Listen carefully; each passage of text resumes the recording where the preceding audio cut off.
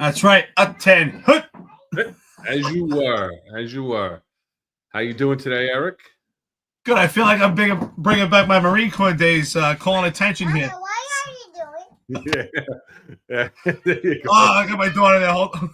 She's not used to the nighttime. She's not used to an evening show. Yeah. No. Normally, I'm getting up doing this show at 3 a.m. while I'm in Alaska. Everybody's asleep, or I'm doing it at night. So now I'm doing it midday, filling in for Rob. No cash today. So I guess it's the not so executive perspective. Hey, we named this show, CPR is dead. We'll get into that in a few minutes. I think once you had to fill in for Rob, I was going to change it to opposition meets opportunity, because I think we're going to have some opposing views on today's show. I think it's a good thing. It's a good thing that we're retired, because I think after today, I would be transferred out of the unit. No. I was joking around last week when you were breaking my horns when I wasn't on. I appreciate you filling in last week for me, and now today it's you're filling in for. There we go. Starlink is acting up already. So you can't blame. Did I freeze up? That was you. Yeah, for a second. No, for a second you froze up. I'm calling Elon right now. Elon, will you get him? So how's everything going? How was your 4th of July? Actually, 4th of July was great. Alaska's been a hell of an experience. I recommend it for everyone. They call it the Midnight Sun. I never seen so many 4-year-olds out at 1 o'clock in the morning. There's fireworks going everywhere, and there's families out 1 o'clock in the morning. It looks like it's 2 o'clock in the afternoon. It's awesome. Yeah. They say Alaska is the last frontier, and I get it now. I mean, you literally could find us. You could drive anywhere, especially if you have an RV. You could pull over and stay there for an entire year, and no one would ever kick you out. That's your piece of land. This place is awesome. Really cool. You were telling me you were heading up there and you were doing everything else. And I was joking with you a couple of weeks ago when you were telling me you were heading up there. I'm like, oh, when are you going on the next episode of the Gold Rush? And next thing you know, it pops up on my screen, right? There it is. But that's not the one. Well, we made a mistake there. Yeah. But your phone's hitting the algorithm. Yeah, we're hitting the algorithm. There we go. But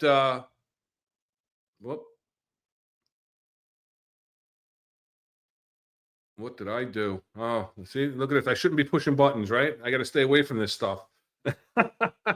So what's the weather like? What's the weather like right now? Oh, it's outstanding. It's a lot hotter than I expected. I would say it's about 68 to 70 during the day, but you feel the sun. The sun is blazing. It's really nice. You're not sweating. I'm comfortable. And then at night, it's comfortable. It's nice. I don't need the heat. I don't need the AC. It's just comfortable. It's beautiful. They got all these like little coffee shops that are just strictly drive-through. You pull up. Awesome farms. You can get fresh vegetables and fruits. I took my daughter to this reindeer farm. And they're reindeers. So cool. Just really cool experience. It's amazing. It's nice. Yeah, but so it's interesting that, I don't know how that happened. How'd you get on the show?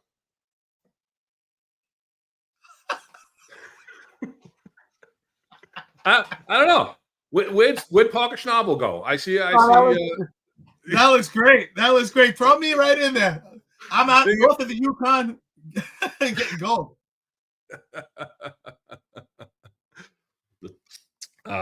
So we had some decent weather here also, and we're gonna talk about a little bit of 4th of July in New York, and we're gonna get into the statements made by the police commissioner and the mayor about the violence in New York City over the 4th of July weekend. Talk about that a little bit. When we talk about some recent news that was going around with the unions making some statements about the exodus if Mandami gets in. And then at around 5:30, we're going to have a special guest, Helen Qiu, who is a Republican candidate for the New York City Council in District 1 in Lower Manhattan. She's scheduled to come on around 5:30. And so we hope we can work that out and get her in around 5:30, talk to her about her public safety platform. and what she thinks about that. And then we'll get into the main topic about CPR in the NYPD being dead. So let's jump into it. So over the weekend, right, on the morning of July 5th, Police Commissioner Tish was out, and there she goes. She's tweeting it out, an X post. 0 shootings or murders in New York City on July 4th. The last time in recorded history that happened was never. And then what happened? That was at like 9:50 in the morning. A couple of hours later, she has to backpedal, and information came in that there was a shooting, and she had to do an update. She had to backpedal. A man was dropped off at Brookdale Hospital by private means at 1:30 a.m. on July 5th. He was pronounced dead this morning. The NYPD detectives just determined he was shot at 11:46 on July 4th. So she had to backpedal a little bit. And I know that you spoke about this on the Day Show, Finest Unfiltered with John. And, you guys have your views on that. Why don't you tell us what you think about her statements and having to retract it? So I have some deep-rooted concerns about that tweet particularly, right? So the first one is this. Forget about even underreporting, right? Underreporting is a major concern. But I think this is just outright cold to the family of the deceased in this particular case. I don't know if this was a good guy or bad guy. I don't know anything about the deceased. No matter what, any life is tragic. So just to put it as a tweet, just to correct your numbers, it's cold, and I hope the family didn't get to see that, because honestly, it just sounds so cold. Like, oh yeah, everything's great. We never had a problem. Oh, oops, no, we did lose somebody. Someone died. It's absolutely terrible. It's so cold, and it just shows that the NYPD is gaslighting the public, and they shot their load way too quick. Now, can I accuse them of underreporting in this case? No, not necessarily. But it does open up those questions. If this is the way they move for July 4th, how do they operate on just an everyday routine, a regular day that's not a holiday, that's not so prolific as July 4th? There's a lot of questions with this. Are they underreporting? Are they actively reporting crimes? Because they were too excited to get to the public to let them know they had such a historic day. So to me, this is another indication that Jessica Tish and the upper echelon of the police department is no longer apolitical in their electioneering for Eric Adams. All roads lead to Eric Adams, and especially this statement has every indication that it leads to what's going on with the election. And it's a terrible look for the NYPD, and it really makes them lose credibility and trust, especially from the upper echelon. Who does it hurt? It hurts the boots on the ground. It hurts the public. What does it do to us when we lie about crimes or try to omit information or try to beat some type of stat? What does that do to policing? What does that do to the relationship with the NYPD and the community? What are your thoughts on that? Well, I don't see it the same way. Normally on a holiday weekend, there's special reporting guidelines that are put in place, right? Especially, forget about New Year's Eve, because now you're talking about year-end numbers, and you have to call in the borough hourly and update your crime numbers, and you have to, by a certain time, finalize all your complaint reports in the computer so they can repopulate. So what I think happened here with this specific incident, so at 1:45, he gets dropped off at Brookdale, right? And so now the hospital calls the police. They get there. Now, the precinct concerned doesn't want to take the 61 because they don't know where the shooting happens, right? If they can never determine, for crime reporting classification-wise, if they can't determine where the shooting happened, it's where it was discovered, which winds up being the hospital, right? Can you just tell the public what a 61 is? Because we do have some people. Yeah. A complaint report documenting the fact that somebody was shot. Right. So the detective squads are going to go there, and they're going to try and work backwards as to where this person was shot from. Now, how do you do that if you don't have a cooperative complainant? There's different investigatory measures, right? One of the things that I know that you guys talked about on the Finest Unfiltered was the fact that not all the shot spotters are activated and active. So it makes it a little more difficult because one of the things that we can do is, you're supposed to respond and check every one of your shot spotters. Now, the difficulty on that on the 4th of July is discerning the difference on a shot spotter between fireworks and actual shots fired. And, I know you have a trained ear to it, and you would be able to listen to it on your phone, the department phone. You have access to listening to the shot spotter shot, and you can hear the difference, especially if there's a tempo of the shots as opposed to fireworks. So there's ways that you can try and figure out, is this a legit call or is this fireworks? So you don't have a complete setup, and it's the 4th of July. So there's issues right there. Now, were there any calls of a male shot and there was a blood trail with no body? And, so this is where the detectives really come into play and try and figure it out. That takes a little bit of time, especially if they didn't have a complainant that was conscious. We don't know if he was in surgery. We don't know all the circumstances behind it. So I don't think that there was any kind of intentional deception. My take on it, because like I said, normally you have to report on a holiday, especially if they're looking for this. They would be checking, and you call in your crimes, especially if there was a shooting or a homicide, to the borough. The borough then compiles it from the patrol bureau, and they send it into downtown to the operations unit, which is the central area where the upper echelon can call in and get updates on anything that's happening throughout the whole city. So if you're really trying to determine if there was no shootings, a message should have went down, to double check before they put that out. So I think this kind of leads into what we're going to talk about a little later about the professionalism and how it's gotten a lot more relaxed, where they're, like you said, they're quick to jump. They thought they had something good. And in the long run, I really think that they did, with the amount of violence that there was this weekend, where it was a low reported violent weekend. There was another homicide, a stabbing homicide at at 2-something in the morning that was, 4th of July celebration related.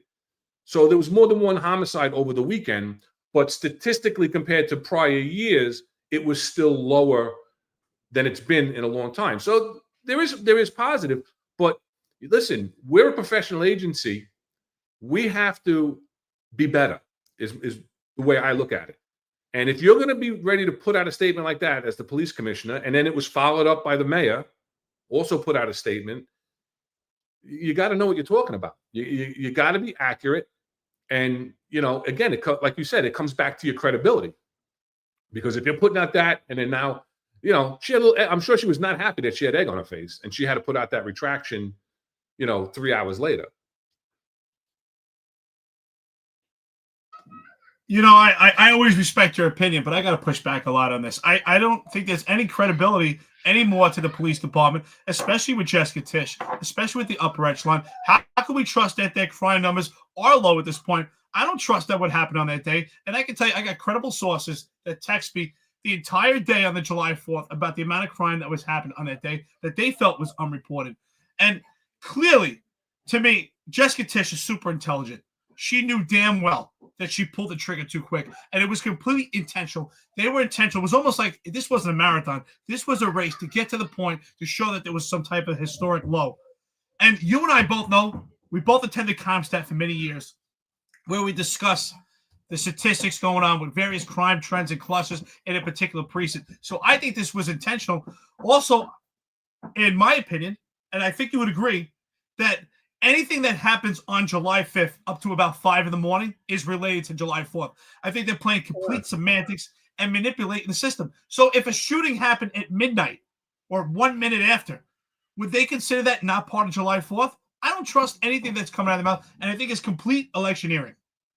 No, I understand what you're saying, and that's why I think they backpedaled. And then the mayor put out a tweet that it was the safest July 4th weekend. They went away from July 4th, and now because we had that homicide, the shooting homicide, he puts out public safety never takes a day off, and we kept our city remarkably safe over the 4th of July holiday. We had the lowest shootings ever recorded in history for July 3rd through the 5th.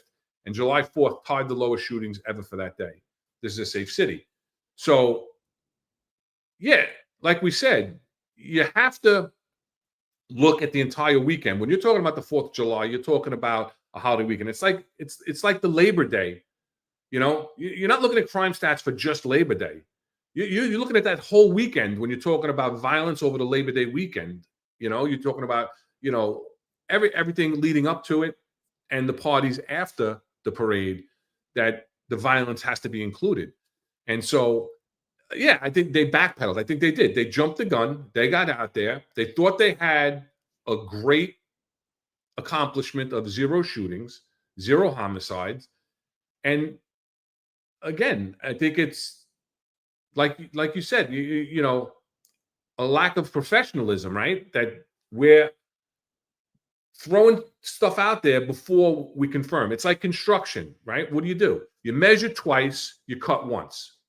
You've got to make sure you got the proper measurements before you make that cut. So to relate that to police work, you got to make sure that you have the right statistics, you have the right information before you put that information out there. And there's ways of doing that should have been in place, that were in place in the past. I don't know if they were in place this week, right? So, and Mike Freed is making comments, it's considered July 5th at 12 a.m., 12:01. That's when it did happen at that time, probably related to the 4th of July, but you can't push it back in the system. I get that. And also, if it's not finalized, they're not going to find it by doing a query in the system, because as Mike Freed knows, because he used to do that type of work, the system doesn't repopulate until 0600. You're not getting those numbers from the prior 24 hours until 0600. That's when the system repopulates and you get those numbers of all the finalized complaint reports. And for those who aren't that familiar, even some of the MOS may not be familiar behind the scenes part of it. Once they drop off the complaint report, it has to be reviewed by a supervisor and then signed off in the computer by a supervisor as finalized, which means that's when it's going to be counted. If it's not finalized and it's sitting in the queue and it's sitting in the computer, the cops responded, they did their job. The cops filled out a complaint report, they did their job. Now it goes, and to your point of accuracy, it goes to the desk. And we've talked about this in the past, where a lot of times there's pressure not to put through 7 major crimes. So a supervisor might sit on that complaint report and be either afraid to sign it off or want to look into it further, do a call back to the complainant, whatever the case may be. So yeah, there's definitely questions about the accuracy of the reporting. As we've reported in the past, we've talked about, scandals in the past, the most recent being Transit District 23, and that commanding officer who was changing the classifications of crimes to downgrade crimes, and really pressuring his subordinates not to report the crimes as they happen. We both spent an extensive amount of time with the police department, and you have far more experience than I do, especially at the command staff level. But let's be honest here. We know, or at least in my opinion, that this was completely intentional. There's checks and balances within the police department that is supposed to be thorough protocol so that things like this don't get missed, right? What is the old saying, right? When do you report something to the command staff and further, right? Need to know. Is something going to be newsworthy? Obviously, a homicide that happens on July 4th should be newsworthy, and the commissioner should have had ear of this immediately when the actual shooting occurred. Now, does it happen? Listen, it happens all the time in the Bronx, where someone is shot in the Bronx and they turn up at a hospital in Staten Island. Does it happen? Or upstate, thinking they're not going to get tied into the NYPD. Yeah, but again, that's why it comes into, I think they shot their load too quickly. They jumped the gun because it was more important not to do the investigations and to worry about crime, but it was more important to get this management perception of narrative to the public that crime is so great. Everything's so great under Eric Adams. So to me, that was the mission. The mission wasn't public safety and let's take care of the people on July 4th and July 5th of the weekend.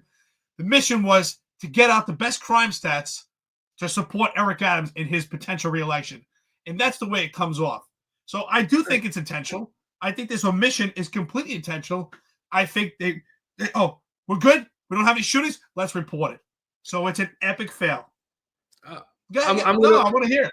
No, I'm going to disagree in that it was intentional to mislead, because that to me would mean that they knew that there was a shooting that they were investigating and they left it going because we don't know where it happened yet. So I'm going to disagree that it was intentional there. I'm going to agree with you that, they shot their load too soon, as you put it, so eloquently, that, that they did. That's what I'm saying, is they didn't do their due diligence and they didn't have the checks and balance in place. And again, I don't think that Commissioner Tisch, because we agree that there are drawbacks to her not coming up through the ranks as a uniform member and being in administrative positions in the police department and executive administrative positions in the police department and other agencies prior to being the police commissioner. But she's very thorough. She's very thorough and meticulous when it comes to data. So that's why I'm saying the system was failed. The system that had been in place in the past, I don't believe was in place, because if so, they would have known about this shooting before 9 o'clock in the morning. When they called in, they would have known that there was a shooting that they're investigating. They just don't know exactly where it happened. And any shooting at a hospital as a walk-in that happens at 1:30 in the morning, there's a question about when and where it happened. So I think it was a system failure. Again, lack of professionalism that the NYPD had in place in the past to ensure that they had accurate reporting. I don't think it was misleading. I think that they thought that they had a zero shooting, zero homicide day, and they want to jump up and down and get that out as quickly as possible. Now, to tweet that out, or put out an X post about that at 9:50 in the morning, as opposed to 11 or 12 o'clock, what really is the difference? What really is the difference? People are sleeping in. Are you going to get more views at 9:50 in the morning on July 5th than you're going to get at noon on July 5th? I don't think so. So again, yeah, I think that they jumped the gun. They got that information out there because they thought they had something that they didn't have, and they didn't have it because of a failure in the system. So, to my point, and I think this is important to note, I'm not trying to say that they're hiding bodies. I'm not saying that at all. I don't. But my point to it is, I think the mission oriented for July 4th was, let's not have any shootings or any prolific crimes so that we could tell the public how historic and such a great job we're doing under Eric Adams, which is why they made a mistake. That's why, what do they say? When haste springs waste, because they wanted to pull the trigger so fast that they made a mistake. Why wouldn't it be acceptable, and that's to your point, to do a thorough investigation, let the weekend play out, and then a week later say, hey, this is a normal weekend in comparison to July 4th, which was the most historic weekend we've had.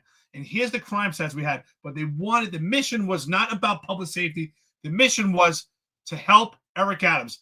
That's what they're doing. That's my perception on it. I think a lot of people would agree that they're perpetuating this mission to support Eric Adams. And so for me, what does that say to the family of the deceased? Are you just a number? Or how is Eric Adams supposed to say, hey, we really care about this family, when we just mentioned it? Oh, oops, we messed up. Oh, yeah, by the way, somebody was killed. I think it's cold. Yeah, no, I understand your point, and I don't disagree that they tried to get ahead of this, for lack of terms, get this out as quick as possible in order to. Would this have happened if it was a non-election year? Would they be so quick to get that post out if this was a non-election year? I agree with you 100%. I agree with you 100% that, and that's another topic that we could touch maybe a little later because we're going to bring Helen on in a minute. But again, that comes to the professionalism of the department, the autonomy of the department, and the fact that this department has been completely politicized. Exactly. So you know what you said you don't agree with me. I think that for the most part, I think we do agree in a lot of aspects of it. Yeah. And I think that you've laid out the groundwork of how the procedure plays out. And I know the procedure.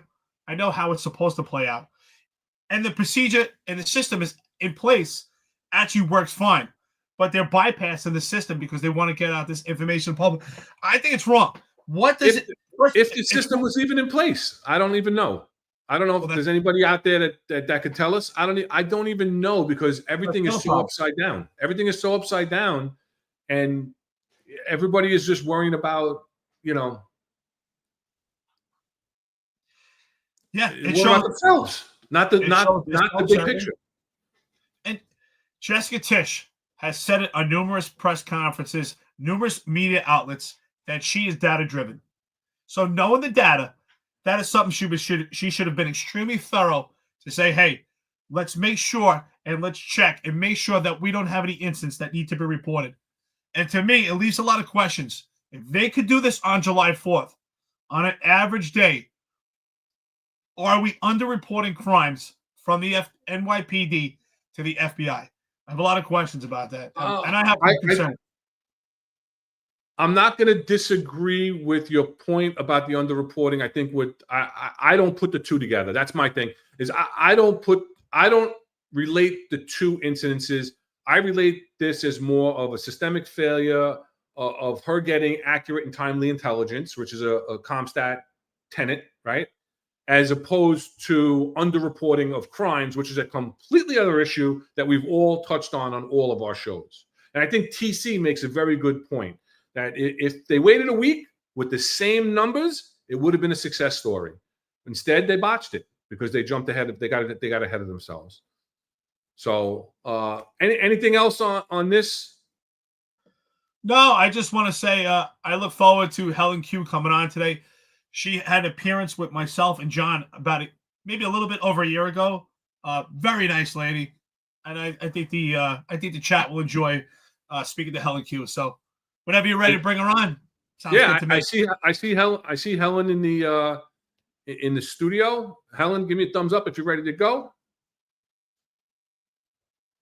There we go. Okay. All right, let's bring it. I'm joining them, so. Hi, welcome Helen Qiu to the stage. How are you today? 30 minutes. Okay, okay, they can hear you now. Nothing. I'm. All right, we'll give Helen a minute to.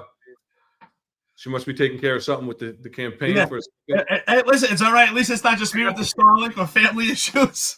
But yeah. You know, it happens. I think this is a very touchy subject, and I really do believe that there is now a fine line that has been distorted of trust and credibility with the connection of the police department to community. I really do.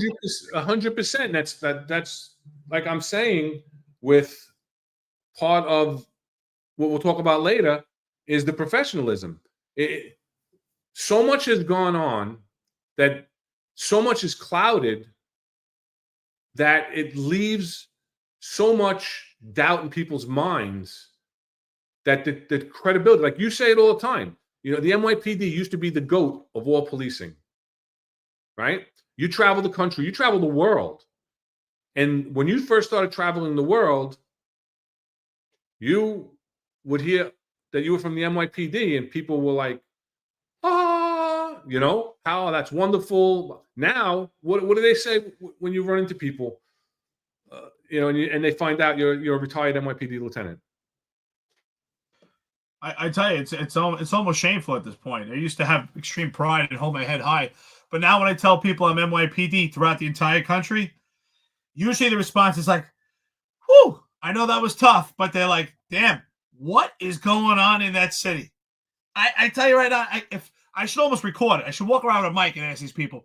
That's usually what I hear. Wow, what is going on in that city? And it's like, I don't know. Listen, I worked in a different era. hopefully we could get back to a better brand, because we were once the GOAT of policing. The NYPD was the GOAT, was the model, and I mean that, greatest of all time, and we lost that. We lost it, and it's so sad. Can we get back to a version or an image that we can be proud of? Sure, but it takes podcasts like this. It takes people in the chat. It takes people to have their finger on the pulse, and speak out. Jessica Tisch is not that white horse that everyone wants her to believe, but at the same token, she's not operating solo. She's not doing this just on her own. And it frees Eric Adams, because if this looks bad in the public, Eric Adams can say, I'm not the police commissioner. She put out the wrong information. So I hope at some point Jessica Tisch realizes that she's tarnishing her good name by being under the thumb of Eric Adams and putting out this bad information. It's a big mistake. So you always say it, Ron. Is it a mistake of the mind or a mistake of the heart? And I think this was completely intentional, in a sense that not that they made a mistake on purpose and they're trying to bury bodies, but they wanted to get that information so fast that they were sloppy. Right, 100%. I'll agree with you there. All right, I think Helen's ready. I think we fixed the glitch. So let's bring Helen to the stage. Welcome. Hi. How are you doing, Helen? Doing welcome well. to the stage as New York City Council candidate for the District 1 in Lower Manhattan, Helen Qiu. Welcome to the show. I know Thank that you, you know Eric, who's sitting in for Rob today. You did Hi, a Eric. podcast with him and John. Hi, Helen. I have nothing but great things to say about you. I was telling the chat, you were on before. You were so pleasant, so nice. It's a pleasure to have you again. And I think it was about maybe over a year ago. Time flies, so it's great to see you again. Thank Right. you. I appreciate that. So for our audience here on the Executive Perspective, Helen, why don't you just tell us a little bit about your background, where you grew up. I know you're a first-generation immigrant into the United States. Tell us about that, how that came about, and then maybe a little bit about what got you into wanting to run for politics. Yes, I graduated from Zhongshan University, famous like Ivy League in China. And I came to US for graduate school in electrical engineering. And then afterwards, I worked in Silicon Valley, and I managed to do a very good job at what I do. So I was promoted, and eventually I became a program manager, managing multi-million-dollar programs. Yes, you went to my LinkedIn. That's where I was in Silicon Valley. And I worked there extensively for about 8 years until I became a Christian. And I felt deeply the love of our Lord Jesus Christ. And I felt that he needs people to preach the gospel. And I was willing to be called for full-time ministry. It was a struggle for about a year because I had an excellent job and a very bright future. My next promotion will be a regional VP for Sun Microsystems. At that time, it was a very prominent company. So I resigned from Sun Micron and joined the Sun Micron. Sun as the Son of God Micron. So I joined and became a Christian pastor. I got education in theology field, and then I wanted to do Christian theology, answering to questions by Chinese people because they have a different culture and upbringing and philosophical background. So their questions are very, very different from the European systematic theology segment. So I feel like I need to bring that piece into the Christian fold of the theology. So I went to Harvard, and I also studied at Columbia for graduate school and eventually in the PhD program. So now go back to why I became so involved in politics all of a sudden. It came about in 2015 when Trump made an announcement for the Muslim ban. And I was not familiar with Trump. I was a registered Democrat. As all people are. When you register, everybody say, oh, Democrat is representing, the working class, the normal people, and then the Republicans are for the rich people. And I figure I'm not that rich, so I guess I belong to the Democrat. So that's what they always tell you. And I find out later on that it was not true, right? It's just the opposite. But anyway, at that time, I was not that clearly involved. I was just on some major points, major issues, but really not that into politics. So when Trump announced that, I was very shocked. And I went online with my good PhD skills on politics to find out what exactly is going on. Is it true what he said about the border? Is it true what he said about Muslims' terrorism attacks in the whole wide world? Is he exaggerating? And I discovered he's not exaggerating at all. Actually, he's very modest. The actual attacks for Muslims in 2015, 2016 was astronomical. And the number is astonishing. And I was so taken aback that I did not know any about these. As a Christian pastor, you know nothing about the invasion of a terrorist attack in the world. And I felt it was a great shortage of my service and my understanding and my overall worldview. So I repented almost like a second birth. And I felt all of a sudden a large quantity of the Bible start to make sense to me. All the prophets saying they are all actually about politics. Even the Gospels, 4 books of the Gospel is all about politics.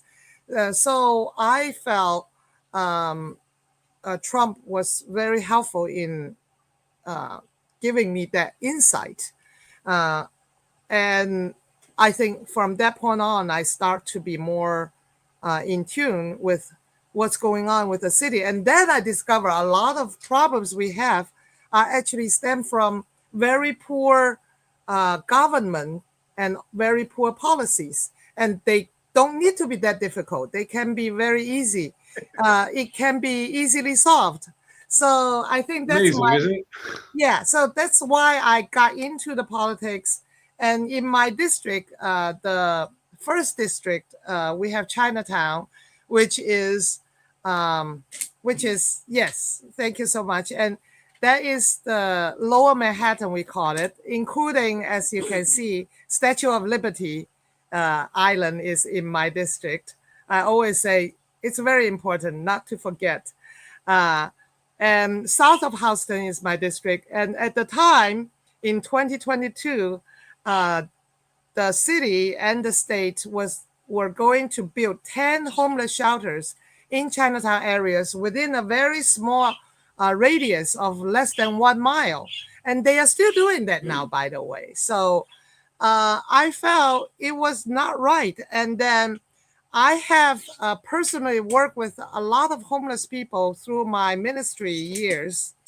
And I know homeless shelters are not the solution as it is, because they do not house the homeless. They are just name-only shelters. So we spent over $50,000. Now it's even more now, Ron and Eric. But at that time, almost 5-6 years ago, it was already over $50,000 per homeless.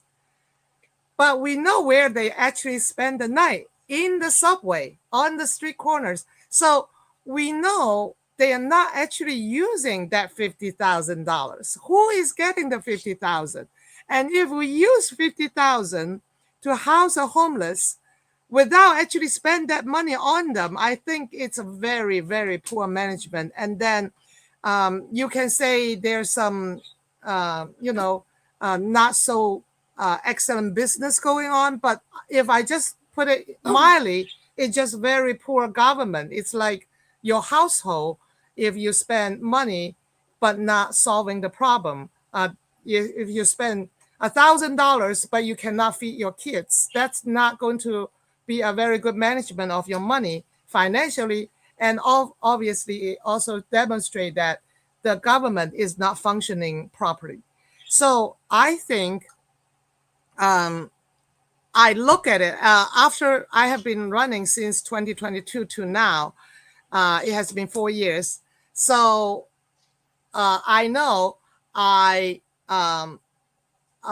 I know the composition of city council. For example, we have 51 seats, but most of them do not have proper education and do not have a lot of experience in the business world or any other aspect of life.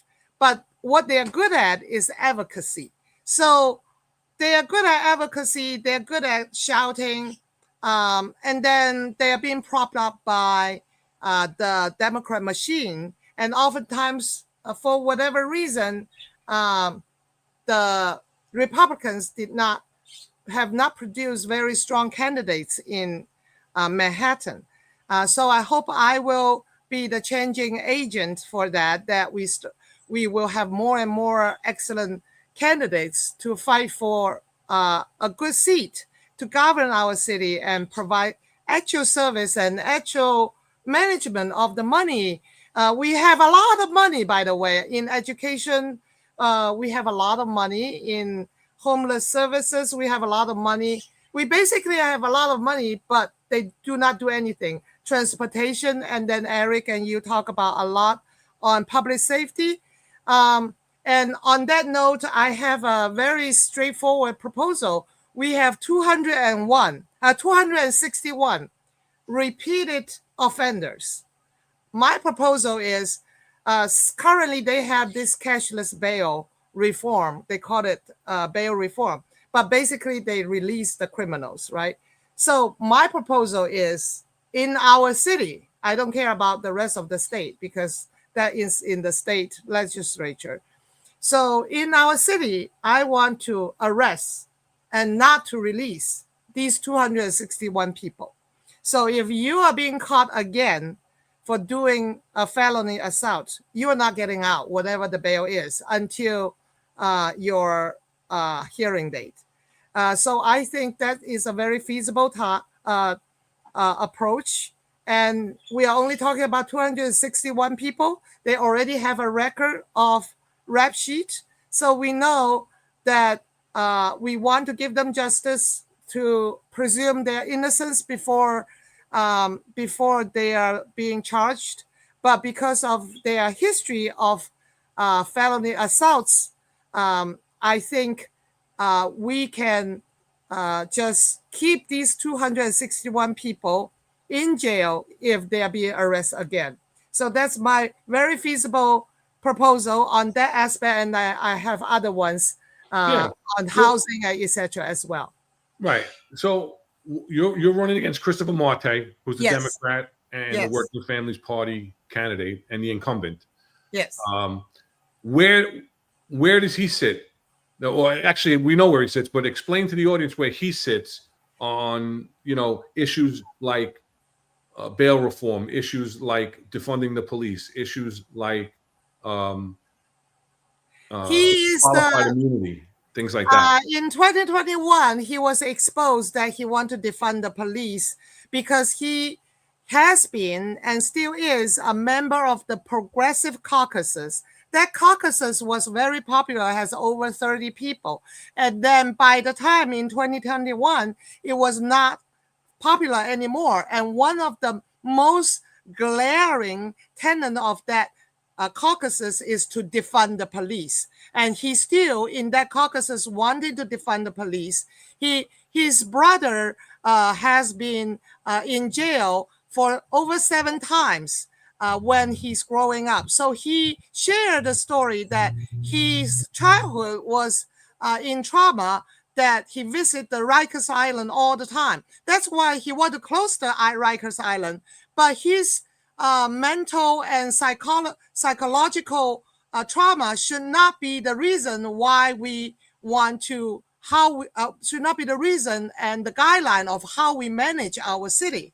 So I have full compassion of his childhood trauma, but he shouldn't be using that as the reason why he want to close the Riker and why he want to defund the police. He still want to defund the police. And we know the police funding has been cut to a quarter what it was. Why?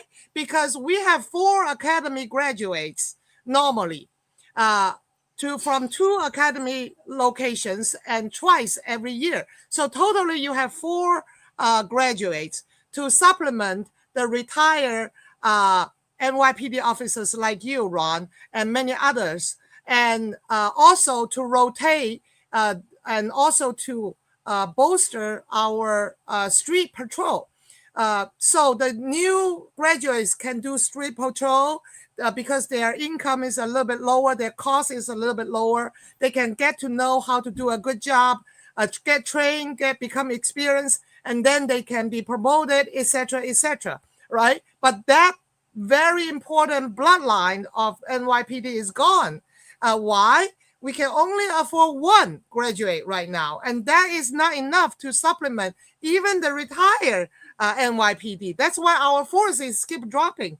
And of course, we are looming for more NYPD exits if we elected Mandani. But I'm not going to go into that. Let's focus back on Mate. Excuse me 1 second. Yeah, I just gotta. TC is in a timeout because we have a free speech platform here, but we're not going to be disrespectful to anybody in the chat or on the show. So TC, you're in a timeout. We'll see you later. Well, I'm sorry, Helen. Yeah, it's very important what you're saying. Yeah, and you know the differences. Yes. I thank you for letting me. Thank you very much for posting this. That's a great picture, Helen. By the way, that's a great picture. Thank you very much. I appreciate that. I just want to say, Helen, why we see that picture. You laid out a lot of great information here, and I just want to summarize it so that the chat really gets a good understanding, because you laid out your motivation for getting into city council. You gave us a lot about your background and your education, which shows you're highly qualified. What skills do you have to be serving the public? You talked about homelessness, and I assume that's probably one of the largest problems in your district, since you mentioned it first. And you talked about the NYPD and public safety. And I think it's great that you discover these issues. So, and then you mentioned Mamdani. So as soon as you mentioned Mamdani, it hit me, and I said, wow. He's now the front runner for the entire election. This election is the most insane thing we're watching right now. But if Mamdani wins, I'm concerned for local businesses, especially bodegas, things like that. They're going to be hurt because he wants to put this free grocery store in each borough. And I think that's a major problem for bodegas. So if you are elected in your district, how will you support these small businesses, and how will you promote local business economic growth in your district, especially if Mamdani is elected? I'm going to, the one thing I want to highlight is small business rely upon foot traffic for their business. So they are not like a big corporations. People will go there regularly. They rely on foot traffic. People pass by their store. I want a glass of water. I went in. I want a juice. I want a piece of pizza. I went in. So they rely a lot on the street traffic. And what Christopher Mate did in our district is he completely destroyed the air of our city. And my district suffered the most because he got his brother marijuana license, the first ever marijuana license in our Manhattan, the entire county of New York. And I think it's a major shame on his face. His brother was arrested because he was trafficking marijuana and many other drugs. And then, like what I said, his childhood drama got into him. So he wanted to right the wrong, but doing the wrong things. If he would encourage his brother, just drop it. Do not do drugs anymore. Go ahead and build a community service. His brother seems to be a nice guy, a smart guy. His brother can do very good service instead of selling drugs. Why can't he sell children's after school program? Why can't he sell paintings? Why can't he sell fitness centers? Why can't he sell young children's business acumen schools? Why can't he sell any of those? But why does he have to sell marijuana? The entire street, his brother's store is 2-story high, bigger than the biggest association we have in Chinatown. 2 stories with very modern equipments inside. It's a shame, yet entire Delancey Street, his brother's store is at 85 Delancey. Everybody can check it out. Yet entire store, entire city, entire street is filled with marijuana. I walked by there and then I went to different places to meet with my friend. People would think that I use marijuana because my entire 85 Delancey. Yeah, not this one. Yeah, 85 Delancey. This is not 85 Delancey. Delancey, Delancey, 85. So that is Conbut, I think it's called. So I think I think we need to create a very pleasant environment for small business that rely on street traffic to thrive. No, I'm sorry. Yeah, that's it. But it's at night. If you can grab the daytime picture, that would be even better. Yeah, at night. That is the space. Yeah. Thank you for showing that. I talked to many small businesses in in Lower Manhattan, and then they all tell me that if the street smells marijuana, they will not get any business. They actually want to close because that's when you don't know what kind of people will fall in. Yes, that is the store. Look at how big it is. It's a corner store. It has 2 levels, the first level and the top level. Yes. Look at the majority. I know the area. Helen, I know the area very well. I worked in the Lower East Side a long time. I was a crime sergeant in PSA 4. So I know the area very well. And look at how big the storefront is. It's basically 2-level, 3 or 4 store front for a small bodega, 2 stories. So you tell me how much it takes to invest in something like Helen, that. How do you plan on bridging that gap because marijuana is legal? Yes. How do you plan on bridging that gap with the concerns of the community? I think it's very.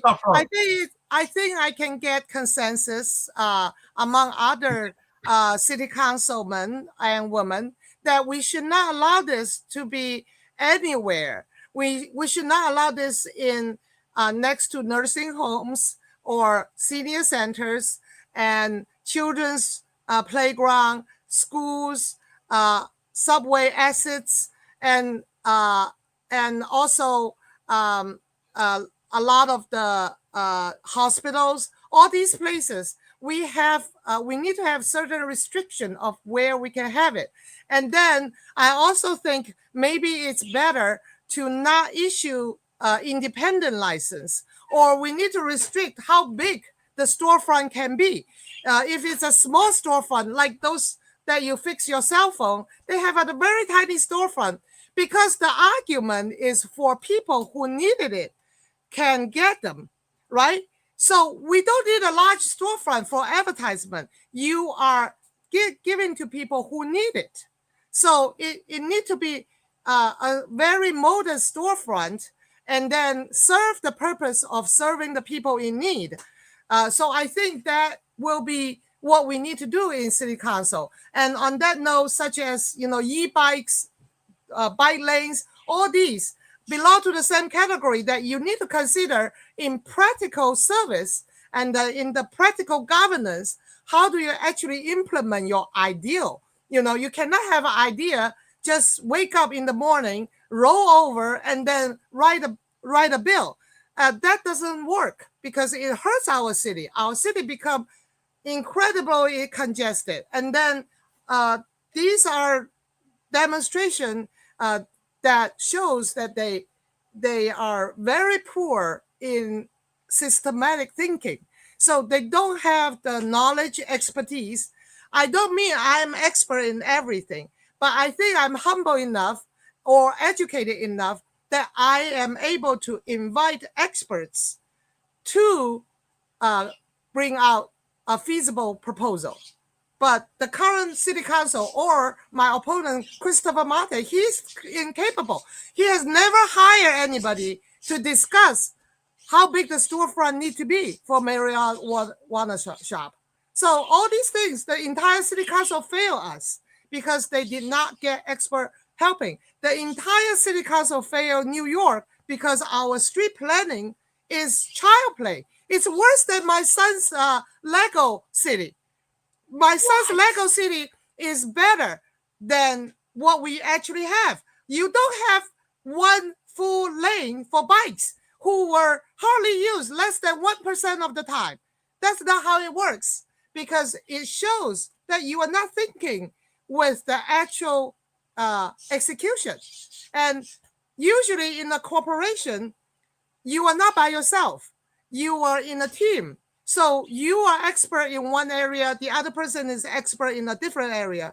And you need to work in a team to come up with a feasible proposal. And that proposal needs to be tested before you actually implement it in a very wide range, you know. So I think that is what's lacking. We need professionalism. We need solutions. We need people who are experts in handling how we can govern our city. We cannot have a hot-blooded person that, oh, I want to do this, and then you do it. No, that's not going to actually produce a very pleasant quality of life city. And our city needs better people. And I think we have a history of very good, strong city council. That's why we have a beautiful city. But recently, in the recent maybe 1 or 2 decades, we have gone, just out of rail. You know, we are just out of control. And we see ridiculous spending in NYCHA housing. They have ridiculous spending. They spent $2,000 for a childhood depression seminar. Only 2 family came with their child. They grabbed the candy and then they took the children to playground.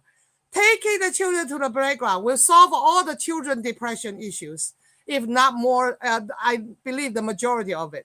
So I don't think we want to spend $2,000 for that.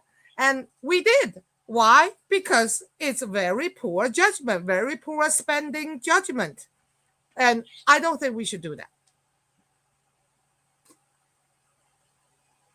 Where do you sit on the city council's movement with the repealing of the qualified immunity from police officers? I will give back the qualified immunity. It's not it's a no-brainer. I think as is, it's already very hard because I think the floodgate of suing a police officer is still there. Even with the police immunity, we see many records, right? National cases that demonstrate that. And then in Chinatown, we have Peter Liao, who also was almost became a victim of that. He was a new police officer. So we have a lot of history of those things. And police officer needs a lot of support. What I think we'll need is, number one, we need the training back on. We need to produce 4 graduate classes, not just 1, to supplement street patrol, supplement the retired police officers, and to not drive the police officers crazy by doing overtime. Overtime is the worst idea. People are very tired, and people are getting more pay when the city is very strained in budget. So you are paying a lot of money because you don't have the body to do the work. So that's the foolish thing, I think, for NYPD management. I don't even know why anybody will think of that. Overtime is for occasional need when you have an emergency, when you have a big event. Yeah, maybe you need extra people on those occasions. But it shouldn't be a regular practice. So I hope Ron and Eric, I'm sorry, maybe there's a delay, so I thought you are not talking. I hope you help me get the endorsement from the NYPD clubs. Helen, I think that you're so congenial. I love your approach. You're such a kind person, and you're super intelligent. And right now, I think you answered a lot of questions. And I think there's a big concern also that's going on right now. And I know your area. And there is a Jewish community in your district on Grand Street. So at the height of anti-Semitism right now, with all this protest and that we see going on, and this centric focus on anti-Semitism, has your district been affected by it? And if so, how do you plan on mending these ethnic groups together? Like, how do you plan on bringing some type of resolution in your district if there has been an effect? If so, yes. You bring another very sharp point that I'm different from my opponent, Christopher Mate. In 2023, October 7th, I saw Mate. Right after that, I saw Mate, and I asked him, I said, what do you think about October 7th? He's a sympathizer. He did not say a word. He's quiet. He's silent. And he does not want to answer that he condemned October 7th. I think it's the easiest thing for any politician to say, I condemn October 7th. But guess what? Mandani would not condemn it. And so neither Christopher Mate. Christopher Mate would not condemn October 7th. This is a shocking and horrible thing for Christopher Mate not to condemn. We, like what you said, that just completely break down. So therefore, in 2021, I received over 38% of Jewish vote in among some of the Jews. A lot of the others did not vote for me yet because they didn't know. And they need more time to know because October 7th and the voting time was within 1 month. And I met him during early voting time. And I got a video of him, and I would love to send it to you. So maybe one day we have one segment particularly on that. Because Mate is a betrayal of the Jewish community. I think we need to stand with our Jewish brothers and sisters because October 7th is undeniable that our city need to condemn it. And on top of that, I will make sure there's no protest that will shout two slogans. One is death to America, death to Israel, or from river to the sea, or globalized intifada. All these three slogans, if you want to shout death to America, I'm sorry, you are not allowed to have free protest in our great city. So I don't think it's right I don't think the free speech allow people to shout death threats to a different group of people. I don't think that is something that we, I don't think that's how we interpret that, interpret free speech. So I think we want to say no to Jewish hate. We need to stop that Jewish hate. We need to stop American hate. Why do we hate America? If you hate it so much, please, maybe our city council can sponsor a one-way ticket for you to leave and never come back. All right. Or maybe I will personally raise fund for you to support that. I think it's okay that you hate America. I allow you to hate America, but don't stay here if you hate it, right? I think it's just reasonable. Yeah. Listen, we really appreciate you coming on and spending this time with us and giving us your views and your platform.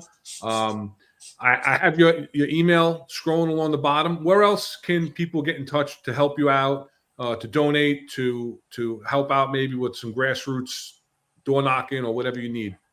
Yes, I'm happy to tell you my phone number, 917-543-0757. So I thought about using a different number, but a different number, the plan I subscribe is only 100 minutes. So just use my personal number. I hope you carry a cell phone charger with you, because that phone is yes. going off the hook. Yes, with a popular audience you have.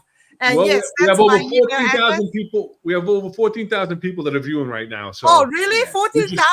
yeah. On I'm Twitter, very yeah. honored. Across the- And then across the also different follow platforms. me. Follow me on X. At Helen 4 NY. Helen for NY is on X, or you can search my name and I'm on X. And on X, it has a link to my donation page. I ask for your $10 donation if you live in New York City, because $10 will become $80. And I want you to donate no more than $175. You don't need to donate that much, because between $10 to $175, I can receive matching funds. And your matching fund will be very, very important, because I hire very good people, and it become a business that I hire good people, let Americans to have jobs when Helen is running a campaign. So I print out materials. I pay people for canvassing. I pay people for door knocking. So if you have a passion to bring solutions, professional solutions, and bring safety and bring prosperity to our city, then contact me. And I hope I will get your vote. I hope I will get your volunteering work. And of course, I hope you will join my team and become one of my paid staff or workers. And we have a campaign to win in 4 months. And today is a wonderful day to be with Ron and Eric. I feel very honored. Well, Listen, we're on it. Go ahead, Jeff. Go ahead, Go ahead. bro. No, go ahead. No, I just want to say it's always a pleasure. Helen, you're so congenial. It's great. And if there's anything I can say, the chat loves you.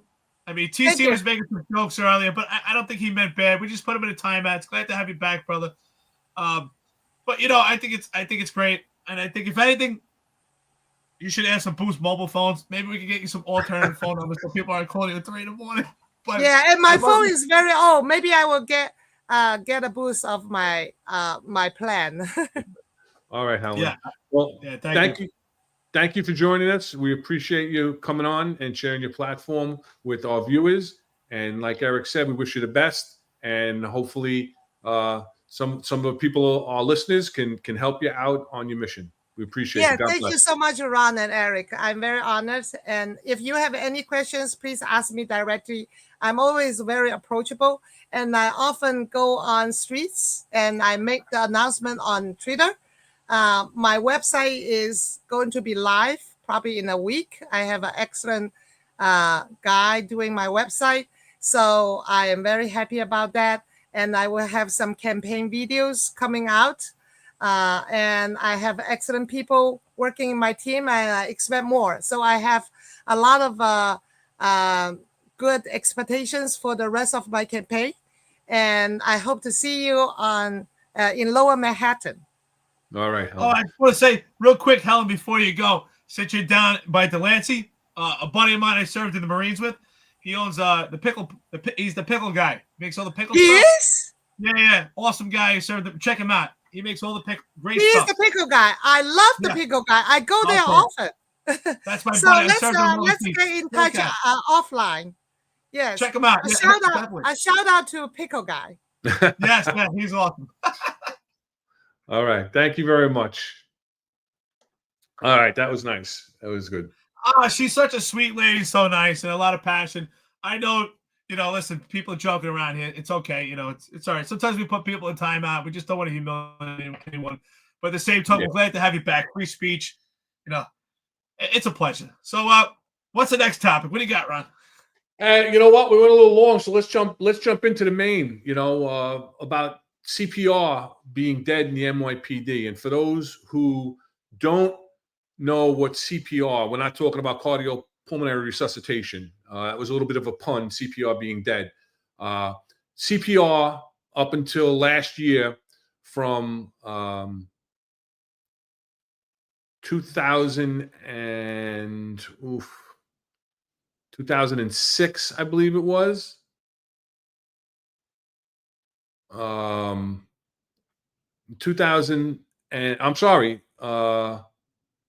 1996. I'm sorry, 1996. They changed the slogan for the NYPD on the sides of the cars to courtesy, professionalism, and respect. And so there you go. And last year, under Police Commissioner Caban, they started removing the courtesy, professionalism, and respect logo off of the RMPs, the radio motor patrols. And they wanted to put a new slogan out there, fighting crime and protecting the public, which, what are your immediate thoughts with that? And then I'll get into my correlation, of where I came up with the CPR is dead, not just in the PC, Caban removing the slogan, but I think that he removed the P, the professionalism, from the upper echelon of the NYPD. And we'll get into reasons why. Oh, there's no doubt about it. I think the timing is perfect. I think that, listen, policing or any organization evolves over time, and I don't expect CPR to be there forever. Lily puts here pretty funny. She says, I was confused. She thought it was for medical emergencies, but it's could it be cardiopulmonary resuscitation? But this is really supposed to be courtesy, professionalism, and respect. Could a slogan change? Sure. Just to, get more eyes on it. McDonald's changes their slogans. Burger King, the Army, military recruiting. It happens. But I think the timing's perfect. I think CPR should be removed from the cars right now because CPR, which is courtesy, professionalism, and respect, has been removed from the NYPD. Not from the rank and file. I just want the rank and file to know that. Not for the boots on the ground. From the upper echelon. You have a chief of department that cheated on his taxes. Yes.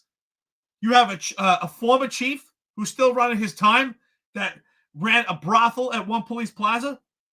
You have other chiefs that are compromised, some that are making lawsuits right now because they didn't get their self-serving needs met. That's why they're finally speaking out. So, yes, it should be removed because it doesn't belong in the police department. Until courtesy, professionalism, and respect actually comes back, it should be off the car. But it shouldn't be fight in public. What it should be is gaslighting the public. That's the mission of the new NYPD. That's what it should be. Well, my pun on the CPR is dead. I was equating it to not just removing the slogan and changing the slogan, because there's no, like you said, there's no reason you can't change, a tag, because it's always going to be, Fidelis ad mordem, right? That's always going to be the NYPD's mantra.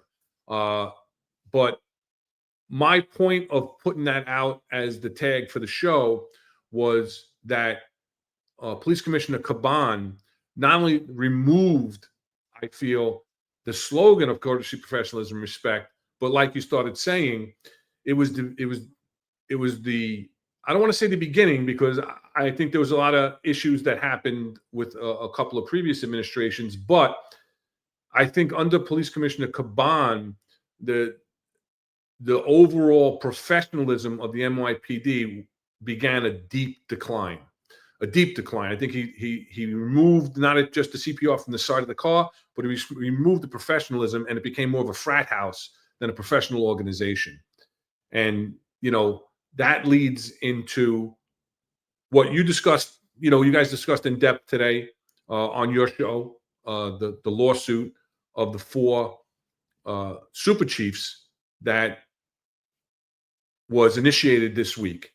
And it's important, not just that 4 super chiefs are suing, it's they're bringing to light from the inside of the upper echelon what we've been talking about for a long time and what most people already knew. Now, listen, I've known all four of those chiefs throughout my career, and I've never had an issue with any of them. I have respect for them.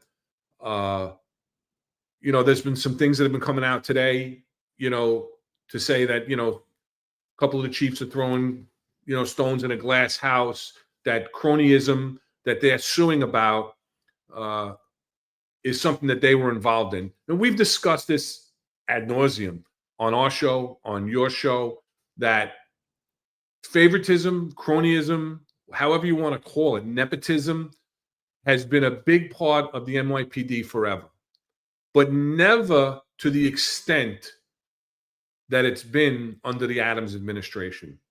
We talk about, on our show, Rob and I talked about it, about putting the right people in the right seats on the bus. And that's the important thing. There's always going to be, at the change of an administration, changes in the upper echelon.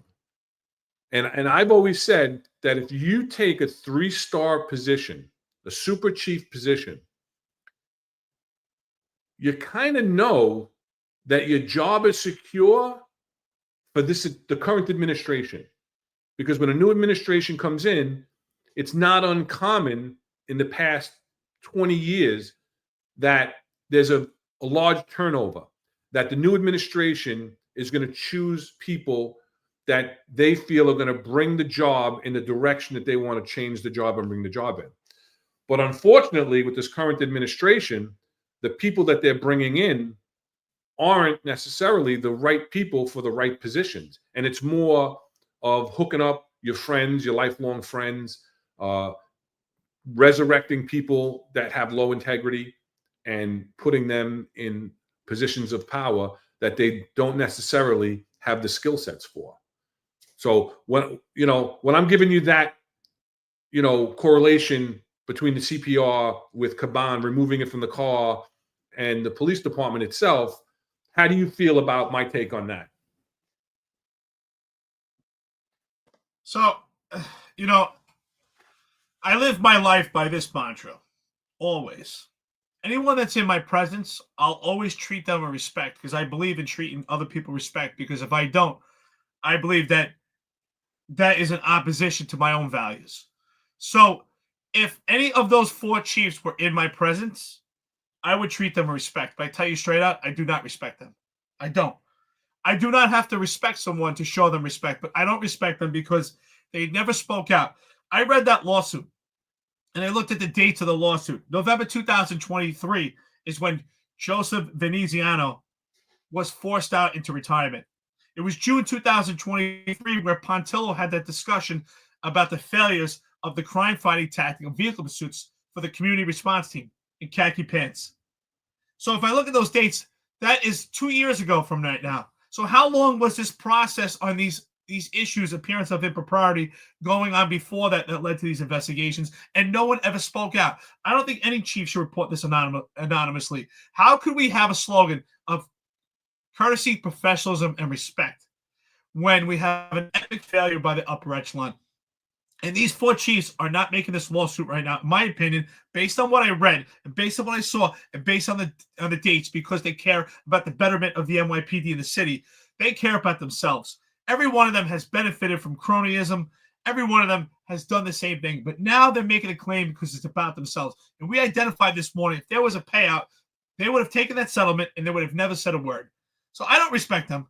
I'll be honest. It sounds terrible. It sounds cold. I would show them respect. Opposition meets opportunity, but I do not respect them in their positions.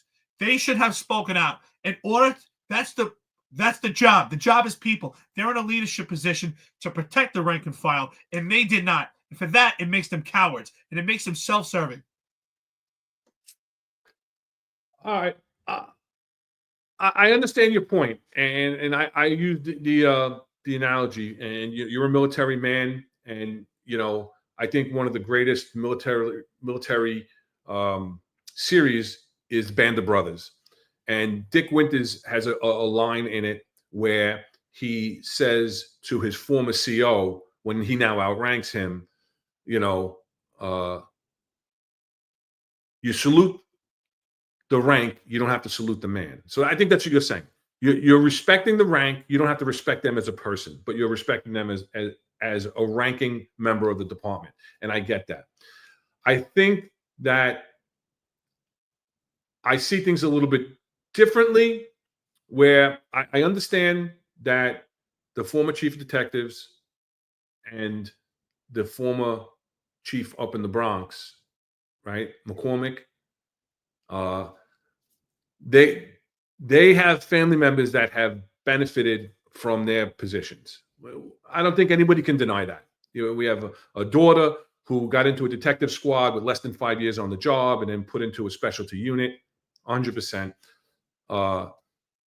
Another one's son was involved in an incident in New Jersey. He was arrested on probation and charged with a felony that wound up being pled out as just, you know, a violation. Never any allegations of impropriety in that case. However, he wasn't terminated, and I believe he is now in the detective squad also. So I understand what you're saying, where they've benefited from the cronyism and everything else. It doesn't take away from the fact that I think, and we've talked about this, that it's always been there, it's always existed. But you're talking about so egregious now, where you're taking so many different people and putting them in so many different key positions that they're not qualified for. And I'm not saying that a cop with 3 or 4 years is qualified. I'm not saying that a former police commissioner's son with 2 years on the job deserves to be in the detective squad either. Before you even go there, I'm going to agree with you that Dermot Shea's son should not have gone into the detective squad when he did. I'm not saying that, okay? But I think it went from being the exception and not the rule to almost being the rule under this current administration, where it was so egregious. And I think the Veneziano case and the Pontillo case are also different in that they are more on the true whistleblower ends of the spectrum when it comes to their cases. You look at Chief Veneziano. He was the XO of the Internal Affairs Bureau, right? Joe Veneziano. Now, for those who don't know, once you reach the rank of 2-star chief in the NYPD, you're no longer involved in any of the unions. You're now considered a city executive. So that's why I say when you become a 3-star chief, you're basically saying to yourself, my career is for as good as this next administration. But that wasn't the case. It wasn't just bringing them in and saying, hey, we're going in a different direction, which many other chiefs were brought in and at the change of the administration said, we're going in a different direction and maybe it's time for you to go. But here we have someone who was involved in an investigation that is directly related to Madry. And when Madry got into power, he was taken and put into, I think I saw it somewhere, equated to a quote unquote rubber room like the teachers have, right? He was banished to transit. He wasn't demoted. He was banished to transit, but given no designation, given no job description, given no duties and responsibilities. He wasn't, no more significance of purpose. 100%. 100%. He was just put there to be put there. Wasn't involved in any meetings. Wasn't involved in anything. And then was told, if you don't like it, hit the bricks, or you can be a captain again. You know. So you have that, which so I because he was involved in an investigation related to the overtime scandal, and then he also cooperated with the Brooklyn DA's office when they were investigating the allegations of impropriety when Madry got involved in that off-duty arrest of one of his friends in the 7-3 precinct, where they found no wrongdoing, no crimes were committed.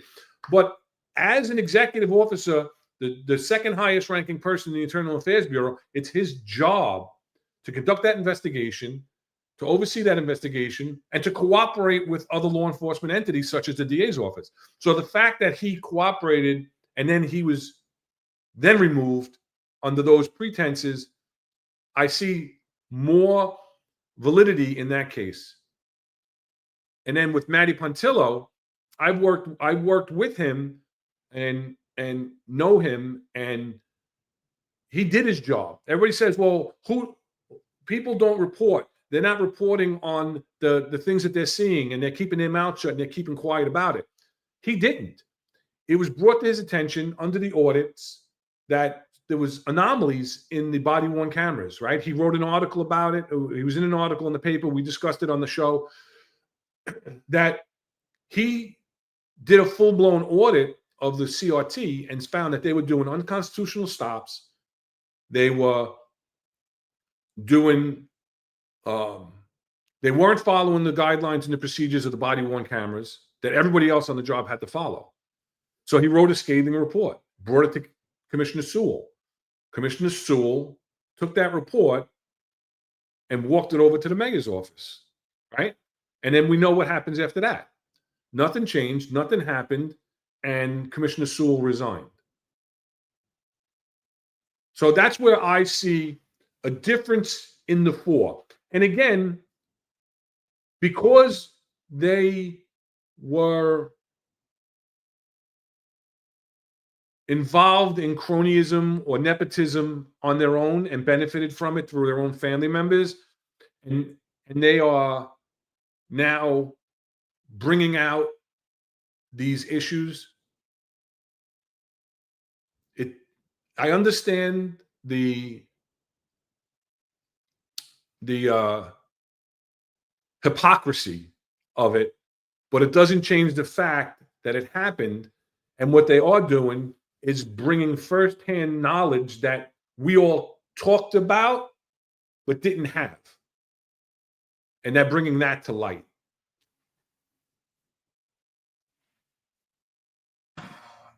Well, what did you say at this point then? What we said this morning, John and myself, when we talked about these 4 separate lawsuits, and right. These chiefs are independent from each other, that it validates what John and myself have been saying, and Sal and Marlon, about what's going on with this upper echelon and the connection to Eric Adams and especially Philip Banks with this administration. Rob and I have also discussed it. We don't shy away from it. We may not be as vocal as you guys. You're 100% right.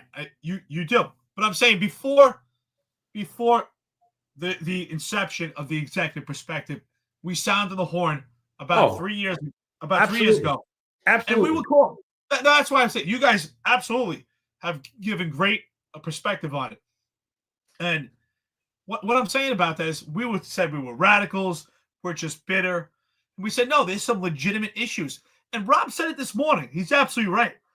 That if these chiefs actually would have spoken out, there's fear of retaliation, and they would have been retaliated against. So that's exactly what we're saying, is that what is the recourse if the chiefs, and people say, oh, the job sucks. The job is people that run the job, in my opinion. If the people that run the job, that implement policy, if they can't speak up about corruption, and then they're going to be forced into low-level positions with no significance of purpose, or be forced out of retirement, what happens to the little police officer with his boots on the ground? And that's why I say it takes powerful men to have the willingness to stand up in the face of adversity and to report corruption and put their name on it. They've met over 20 years. They have substantial retirements that they're looking at, substantial pensions that they will get. Why can't they stand up? And I think because it's more important about self-preservation and paving the way for their offspring. And that's what it comes down to. It looks very self-serving to me. At no point I've been asking for some chiefs to stand up and put themselves out there. If Rosa Parks never put herself out there, things would have never changed on the bus. And it's the same thing. Someone has to put themselves out there and make a change, but they never did. And you look at the dates, this has been going on for a long time. Never, not did one of these chiefs speak out, especially Veneziano, who was second in command in internal affairs. Did he ever speak out about the atrocities, about the threats that John and myself received towards our kids. No one ever spoke out about it. No one spoke out about Marlon being terminated. No, all we heard was negative. This podcast, they tried to tear it down. You have a chief of department that cheated on his taxes, had a questionable shooting. I could not get promoted. No one supported me. And myself, John, and Marlon, and Sal, for his political association, his friendships, were just completely demoralized, deteriorated, and no one stood up for us. And we're just some of many, because there's other people out there that have similar stories, and they didn't stand up for them. And that's where I say true leadership comes in. Mallon says it here. It takes moral courage. The first step forward is toughest. Absolutely. We need men of moral character. And that's why I say it's hard for me to not respect them. Honestly, I appreciate that they put out this lawsuit because it validates and solidifies that we're not just some crazy nuts sounding the horn, because this is legitimately what's going on in the police department, and that internal affairs needs to be outsourced by an independent watchdog. It cannot be trusted to be policed within the NYPD. And I never agreed with that, Eric. I always thought that internal affairs is a necessary evil, that internal affairs does police the police department. And I think in the past they have. I'm sure there's been cases. I'm sure there's, people talk about white shirt immunity, but listen, I never had any discipline on this job until I had a white shirt. I tell you, I've had discipline. I never even had a CD until I was a captain. And then I had some CDs and other issues, for nonsense that you'd laugh your ass off. I'll tell you, one day when you're not mining gold out there. And, but to be perfectly honest with you, over those last 2 years, I've changed my view on that. And, hearing Jim Walden's proposal for the citywide integrity, the Department of Citywide Integrity, right? Department of Citywide Integrity, where it was like you said, it takes away the upper echelon or the most serious aspects of internal affairs. They can still handle the mundane, administrative, non-criminal aspects of the job, but to take away from the serious misconduct and the criminality, right? To take away from the DOI and have an independent agency to oversee any type of corruption or serious misconduct in all of city government, I actually agree with at this point. So I have changed my view on that 100%. I think that, and Jim Walden, to his credit, says that, listen, take my plan. Whoever gets in office, feel free to take my plan and implement it however you see fit. And I agree with that. And I didn't agree with that prior to this current administration. Jim, speaking about Jim Walden here, he spent his entire life fighting corruption. So who knows best? And he understands how corruption is deep-rooted, and it's really hard to cut out. The fabrication of corruption is really hard to remove, especially when it's not a cancer that's at the, with the boots on the ground where you could just cut it out and it's encapsulated. This is at the upper echelon. I hear it all the time. I say it all the time, and people always say the job sucks. And I would always tell people, and I say it now. And for anyone that's active retired, if you agree with me in the chat, tell me. The job is people. Who's the job? When we say that's the people at the top. That's your John Shell, Chief of Department, Kaz Daughtry, the people that have the ability to move the job around. They can move the chess pieces, and they're self-serving. And so are these 4 chiefs that made this lawsuit. I appreciate it. For me, it's gratitude. Serena did a great job because it shows everything we're saying has validity to it, and it really ferments our claims, and it brings evidence to it. The preponderance of evidence is there. And that's why I have a problem, because this was sitting on their desk for more than 2 years. Joseph Veneziano, second in command, had a lot of knowledge about what's going on and never put forth, unless he's working with the feds and we don't know about it. Well, that's what I was going to say, Eric, that somebody is talking to the feds because there is federal investigations into it, right? So, the feds did come, they did confiscate phones, they did do search warrants on homes of upper echelon. The police commissioner resigned after, he was the subject of a federal search warrant. So somebody, we don't know who. So I'm not going to rule out that it could be anyone, if not all four of these four chiefs. I don't think it's going to be all four. My personal opinion, maybe one or two of them, and I don't know that we'll ever find out because it's going to be confidential information. And I know your feeling. I've heard you say it before. You didn't just say it on today's show. You've said it in the past that you don't feel that chiefs or executives even should have the ability to report corruption anonymously. And I disagree with you. I disagree with you on it, and it's okay. We disagree on things, but I disagree because there are ramifications, as we see here, when people do the right thing and they become targets of certain, if the administration is not run properly, which obviously this administration under Eric Adams is not run properly. So, you talk about, they've achieved a certain rank, a certain prestige, a certain level of a pension. But you know what? It's not all about that. I never planned on leaving this job until I was 63. I love the job. You know that. We worked together up in the Bronx. I loved you guys. I loved doing what I was doing. I loved the best part of my job was having the ability to help cops in their careers and to try and support them.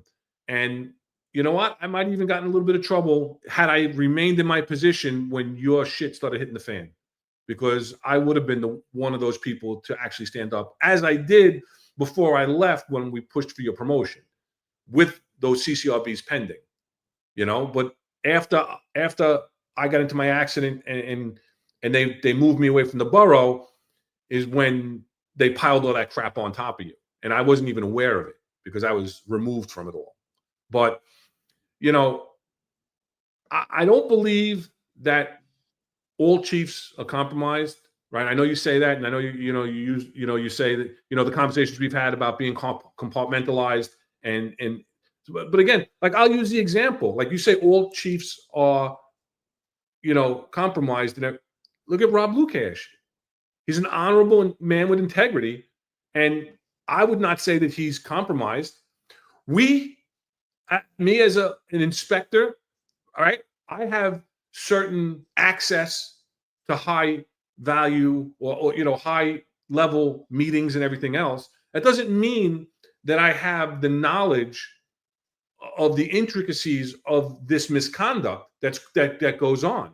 We may hear grumblings, we may hear rumors, we may think that it's obvious, but without hard facts, it would be irresponsible of us to report it.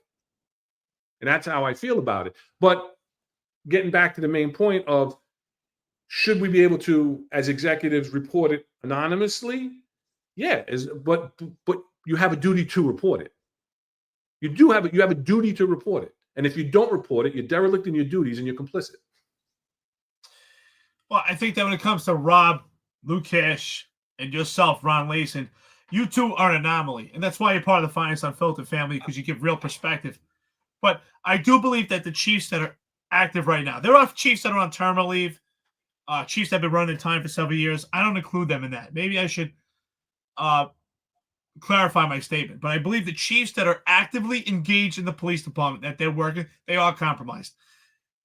Chiefs that are on terminal, chiefs that are out, like Rob and yourself that are out right now, I don't see you guys in that. But I do believe that the chiefs that are actively in there under this administration are compromised, especially with the amount of information that has come public at some point.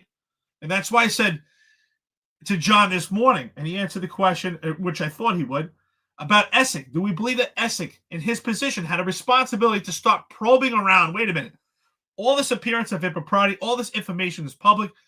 Could he utilize his resources to probe to see what's going on? So, and no one did. And that's why I believe they're all compromised. So the ones that are terminal, yeah, okay, they're on paper.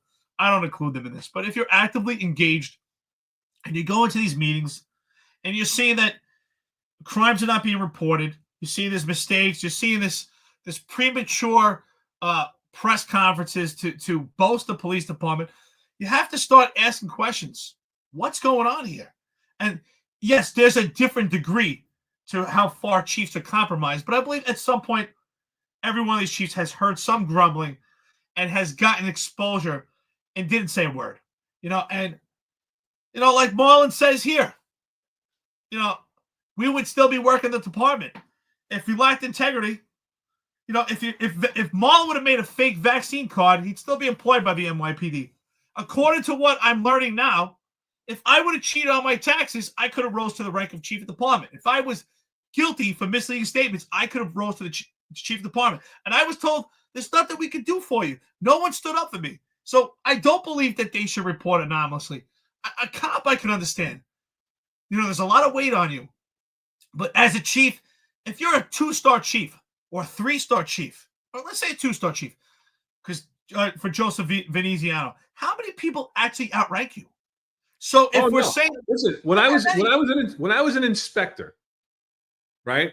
For those who aren't aware of the rank structure, it's civil service up to the rank of captain, and then it's discretionary promotions above that. You have the deputy inspector, then you have the full inspector, which I was, and then you have deputy chief, which Rob was, and then you have assistant chief, which is a 2-star chief, which is what we're talking about with Joe Veneziano, right? So you're in, when I was an inspector, I was in the top 0.03% of the job.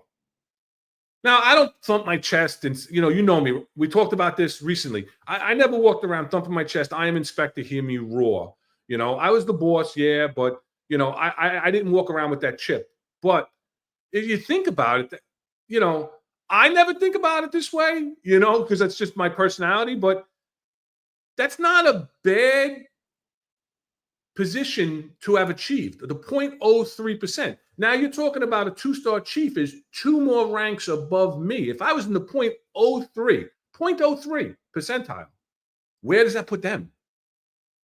You're right. They're the elite. They're the elite. Rob, to achieve the rank of deputy chief is quite the accomplishment. It's 3 discretionary promotions.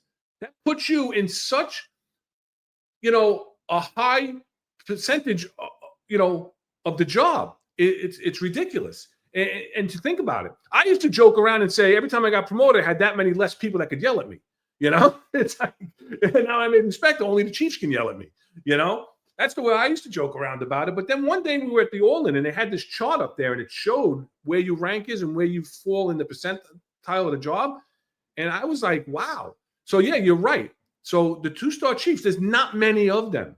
And the 3-star chiefs, yeah, they're making more and more of these made up positions and making them 3-star chiefs. But I understand what you're saying, but they're not. I'm going to disagree. And we've had this conversation before. And I don't want to bash it because I want to get into the last segment. I don't agree that they are all compromised and all have the intimate knowledge to have the ability to make a proper referral, otherwise, without the facts. I'm not saying that there aren't chiefs out there that are either engaging or do have personal knowledge and don't do the reporting. I'm not denying that. I'm not denying that at all. But knowing the rank structure and how spread out the job really is, and that, yeah, 2-star chiefs, a borough commander is a 2-star chief. They go to high-level meetings at 1 PP, and then they get kicked out and go back to command. They're not there for that behind-the-scenes crap that's going on, So, I know you disagree, and that's fine. And I don't disagree that you guys were treated unfairly, that your case wasn't given the proper attention. It wasn't given any attention. It was given negative attention. That you weren't forced out unfairly due to an overzealous CCRB. I've talked about that in the past, that I have personal knowledge of your cases, and I've seen the body camera of every one of your CCRBs. That Marlon wasn't terminated unfairly, that John didn't have to end his career early unfairly, that Sal wasn't terminated unfairly, especially now when you look at the hypocrisy of it all, with who's involved with who and who's who's running around with who in whose pocket when he was friends with somebody that had a full pardon. So listen, I'm not going to deny it, but I don't agree it's as widespread as you did. And well,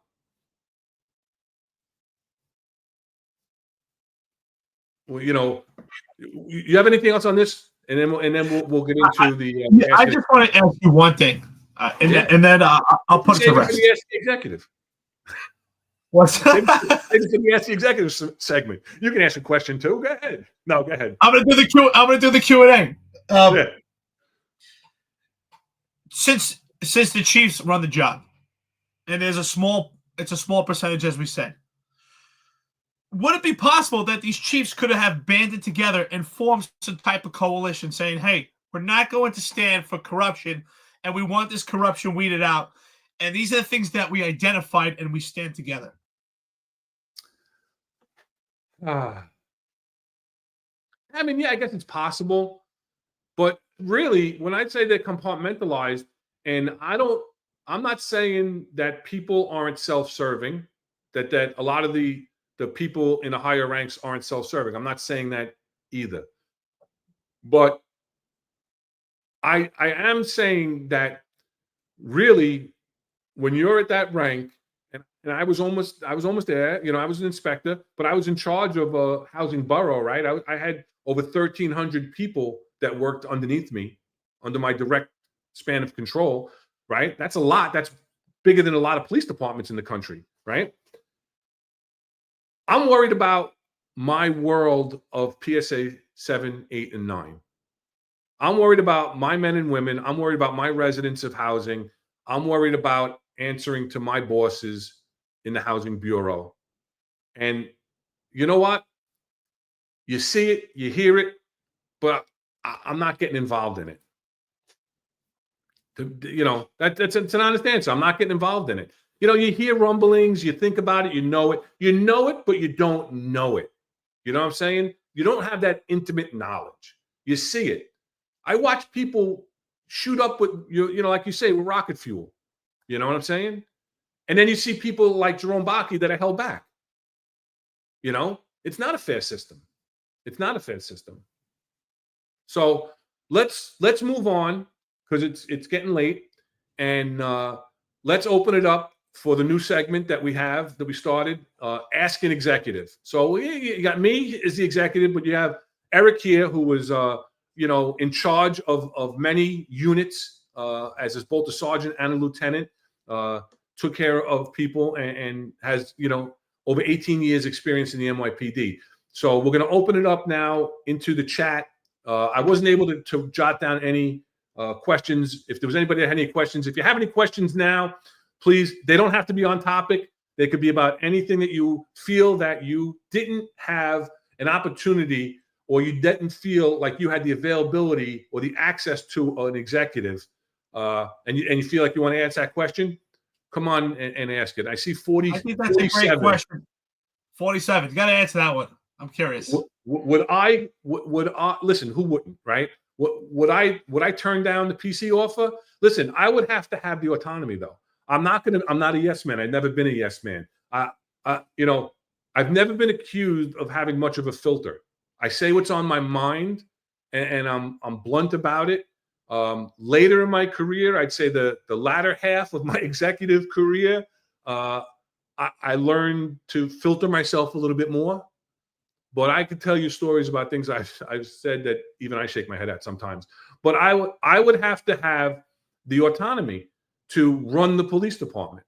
Like, I'll give you the example of Carmen Best. I think would have been an excellent selection for police commissioner. She was in the running. She came for an interview and sat down, right, with Timmy Pearson and with who else? Deputy Mayor of Public Safety, Philip Banks. She walked out of there and said, I'm withdrawing my name from the application process because I don't feel that if I took this position, I will be able to run the department the way I need to run the department. She saw the writing on the wall. I would have that integrity. I think that I would have that integrity. I'm not going to take a job for the prestige of saying I was the police commissioner of the city of New York, which I would love. I would love to come back as some kind of deputy. My wife talks about it all the time. Why don't you go back and try and find a job on the job? Listen, if somebody's going to offer me a job where I can make a difference, because that's when I left the job. I felt when I couldn't make a difference anymore, a positive difference, it was time for me to go. That's when people say, when it's time to go. I was in a position and I was in a place where there wasn't going to be any more advancement for me because I couldn't be full duty. And I wasn't in a position where I could really help too many people. So I felt like it was time for me to go. So thanks for the question, 47. Any other questions you see in here? Yeah, I saw a question here from TC. Actually, I think it was a pretty good question. Let me see if I can find it.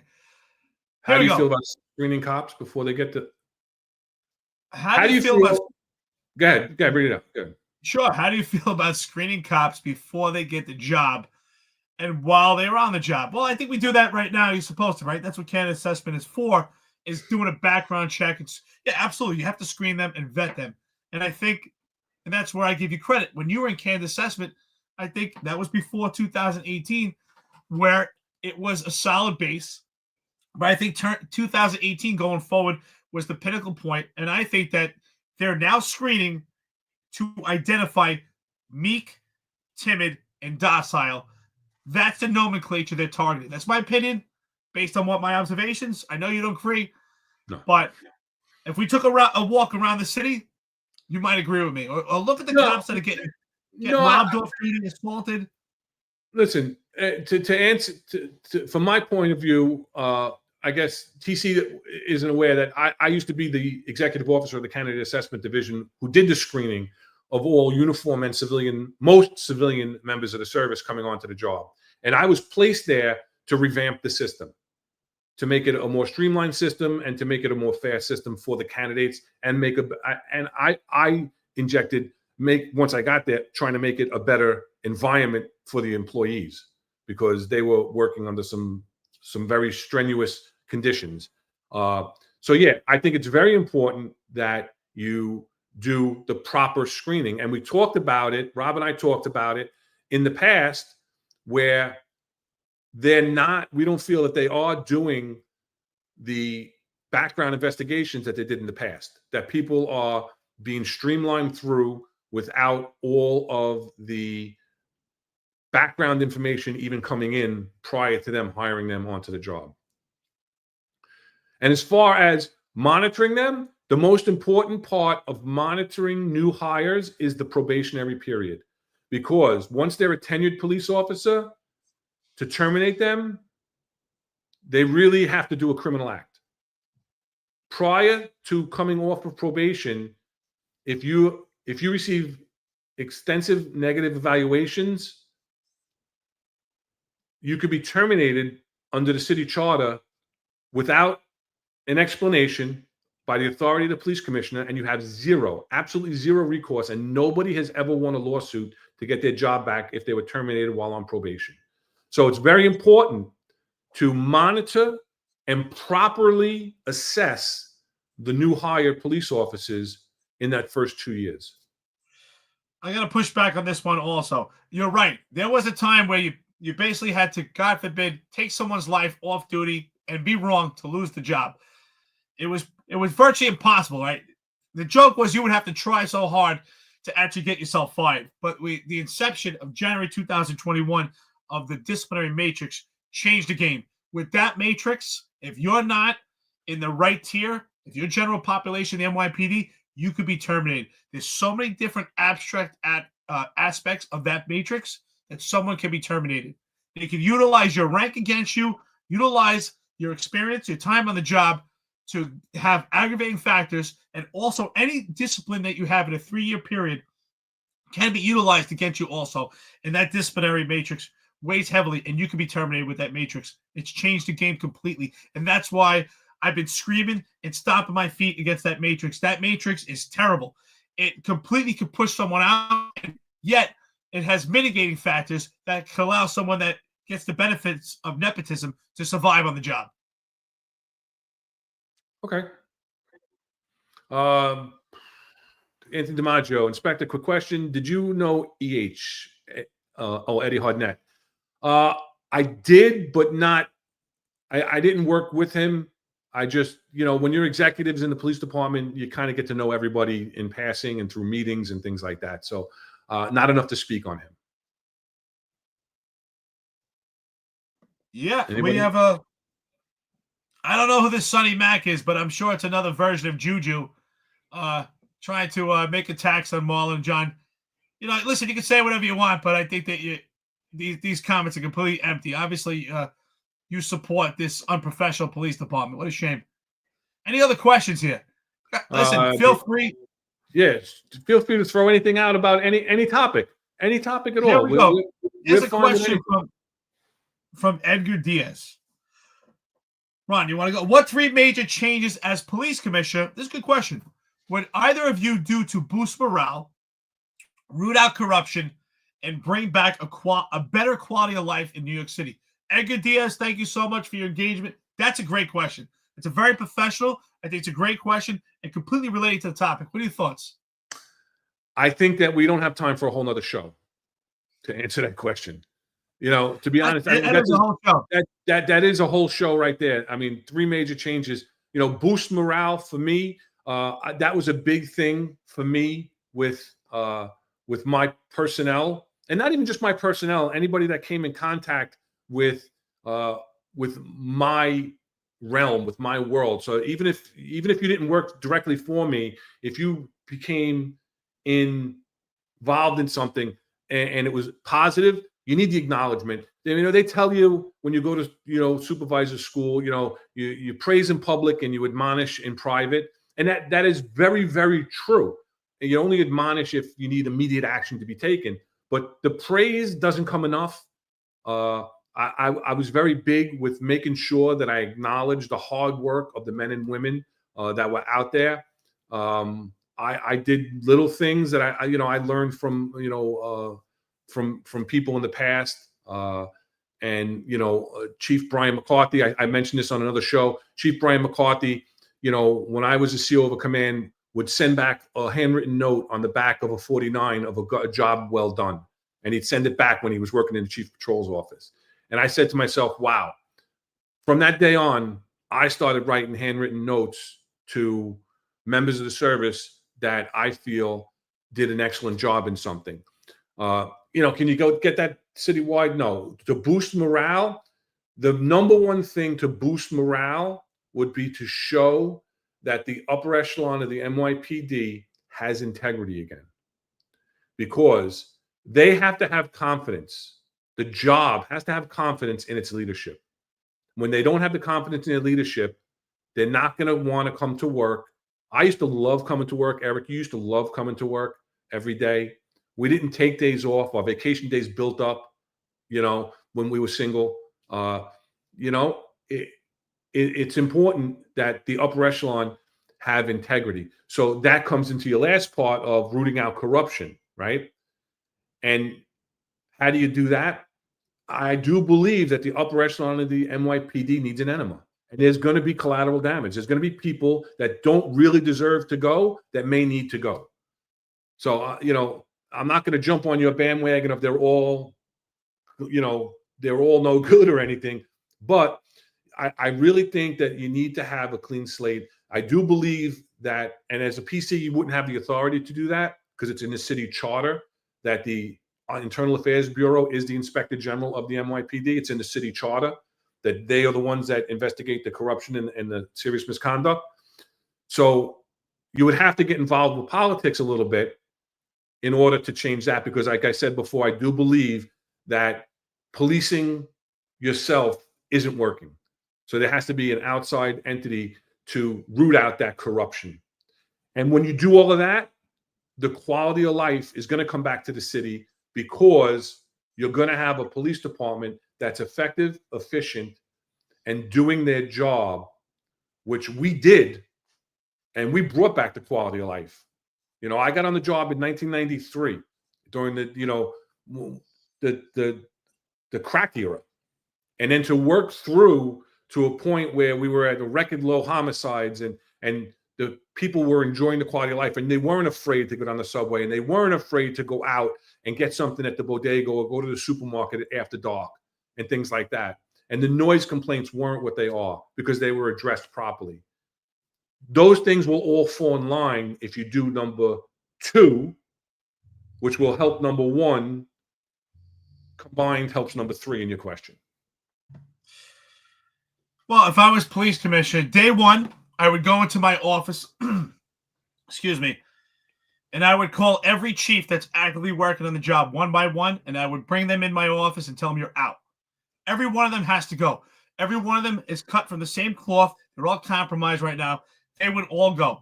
And then I would start seeking out and conducting some hard-pressed interviews and find leaders or potential leadership within the police department and start building a team that has trust, people that are accountable, and people that can lead, and people that would support the police department. Second thing I would do to boost morale is stop with this nomenclature of internal affairs where we seek out scapegoats.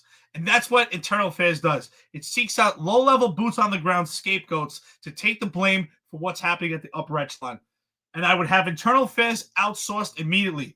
And I would want it comprised of retired members that have supervisory experience, investigative experience, and I would have retired members that understand policing to run the Internal Affairs Bureau, not a civilian-based source.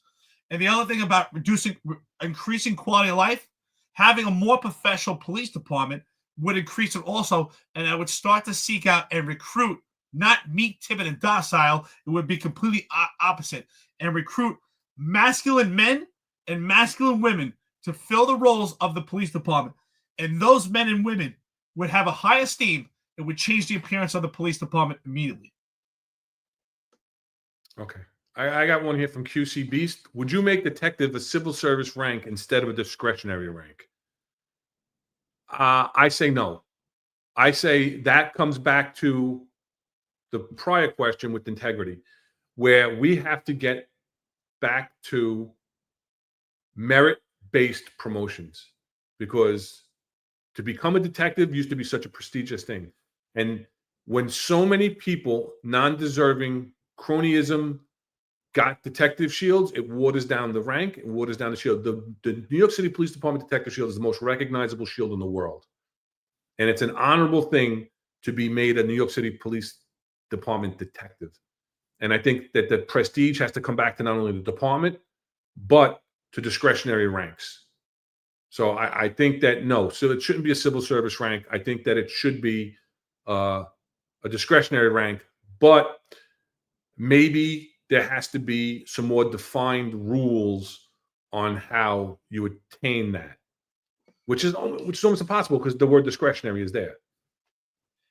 So I actually think that what I would do as police commissioner, I like discretionary if it's done properly, right? We could actually make an observation on people that actually have investigative skills. Maybe they were doing anti-crime or some type of facet where they're learning investigative skills and they show the potential. But it would have to be a fair level playing field. Obviously, we have to weed out all the issues that we said before in the prior question. I also think, and I'll probably get a lot of opposition, I thought about this, that sergeant could be a discretionary promotion also. There are people there are fantastic cops that show fantastic leadership, and they just are not good test takers, and they don't have the background, the education to be a sergeant, but they're leaders amongst other cops. So I do think a lieutenant should be a civil service exam, but I think sergeant can be discretionary if they have those leadership skills. And how do we also perpetuate those leadership skills? I would remove BMOC as we have it right now with this entire month. I think that you need 3 days of actual leadership training sent to command and do your job. 3 days of strictly 8 hours a day of just leadership training, and I think it would be far more effective and cost effective, and you'll get a better output and a better product. I see you shaking your head. That's my opinion. No, I'm not going to disagree that there should be another discretionary rank, but I don't think you should take away the sergeant. I think that, like they do in other municipalities, there should be maybe a corporal. They started doing the police officer special assignment, but that was more of just the discretionary rank, like almost making a detective specialist in the precinct to make it the police officer specialist that the union pushed back on. Like, I don't know why. They didn't lose their members. right? They lose their members when they become detective specialist, but when they were police officer specialists, they didn't lose their membership. So I don't know why they push back against that. But I do believe that there should be some type of discretionary, merit-based corporal or something to that effect, whatever you want to call them. Somebody with 2 instead of 3 on the chevrons, right? To have 2 rockers. So I do agree with you there where we could do that. Those should be the training officers. Those should be the senior officers on patrol that have earned that distinction. So I do agree with you there. I'm not going to say sergeant. I think sergeant should be a civil service exam, but I do think there could be a middle ground there at the boots on the ground level, which is where it's needed the most. Because that's where I can compromise on that. I believe that's where the most direction for the officers needs to be given, and the most supervision should be given is at that frontline supervision. Lily asked a question. She said, "What do you think about recent changes in the requirements to be 17 to take the exam and 20 to join?" When I got on the job, you had to be 20 and a half to get on the job and 21 when you graduated, right? The academy is 6 months. So to be sworn in, you had to be 20 and a half years old, so that you had to be 21 the day of your graduation. Then they changed it to 22. And then a couple of years later, they changed it back to 21. So now they're just moving it back 6 months in order to get you in the academy. The New York State Civil Service law states that you can be a police officer at the age of 20.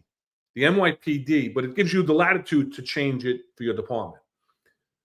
The NYPD says you have to be 21 in order to be a full-fledged police officer with, the rights, all the rights and privileges to carry a firearm and so forth.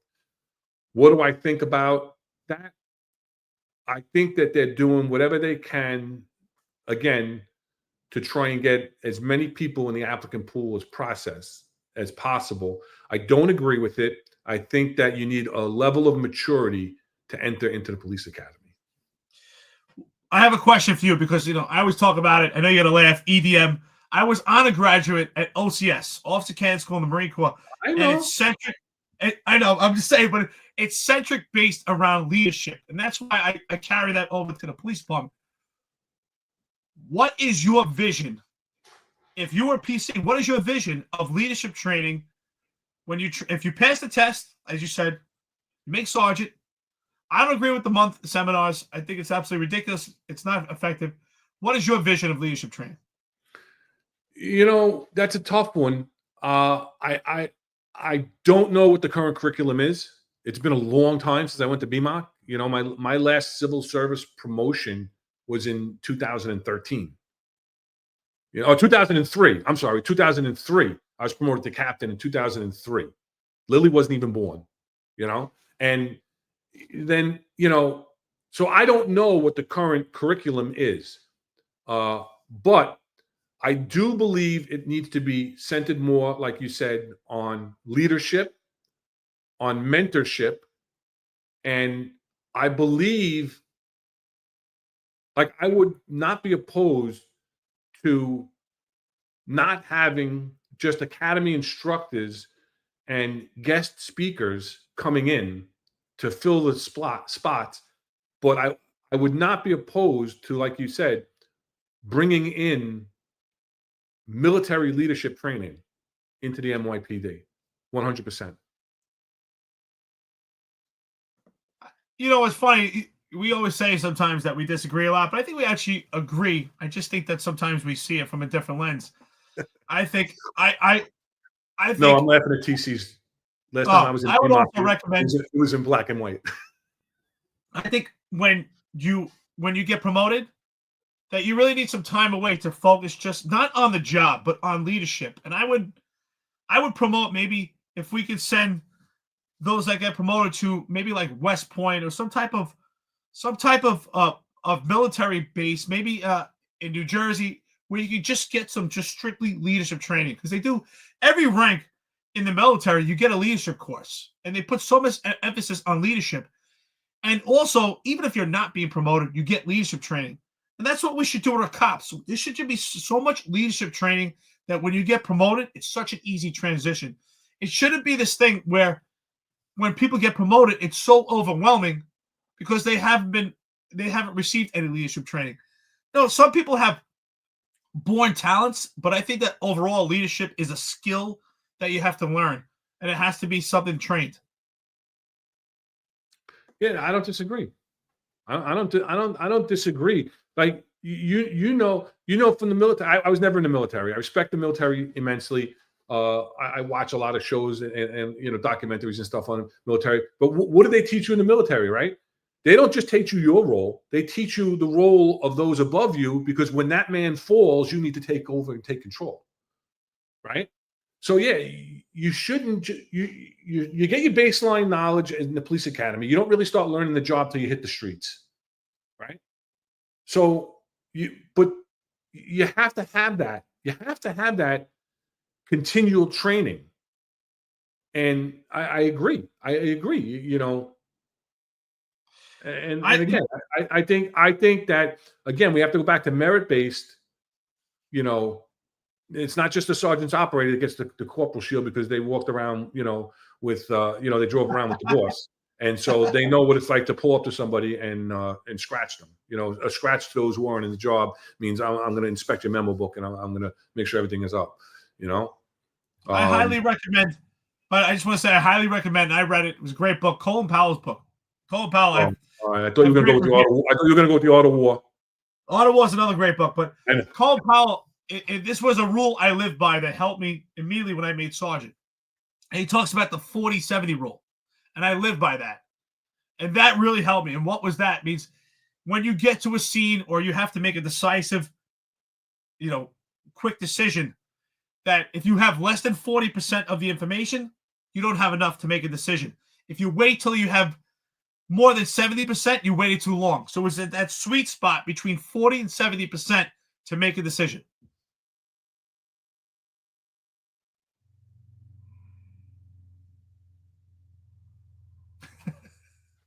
I'm not going to disagree with you. I think but it's things like that. It's leadership training.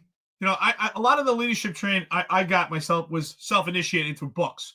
I read Jocko Willink's books, Colin Powell, The Art of War, and I think it really helped. It teaches you how to make decisions. And I think, unfortunately, what happens is when people wait too long because they're too worried about, what their ramifications are because of micromanagement, it removes critical thinking.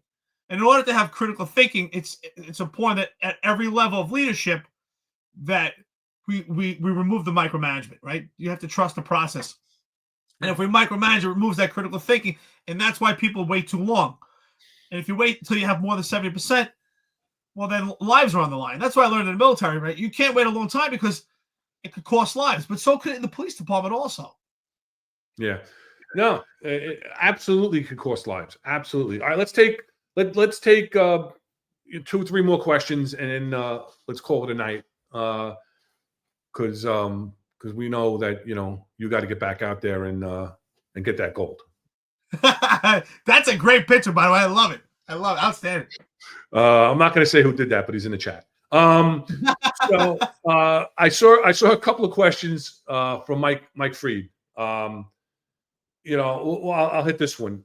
When should a cop in crime analysis be allowed to get a detective shield or be made a detective specialist? Again, I do believe that I used to say this to all the recruits the day that they got sworn into the job when I was a candidate assessment. There isn't a seat for every ass on this job. Everybody has certain skill sets that make them valuable to the organization. And it may not be being a street cop.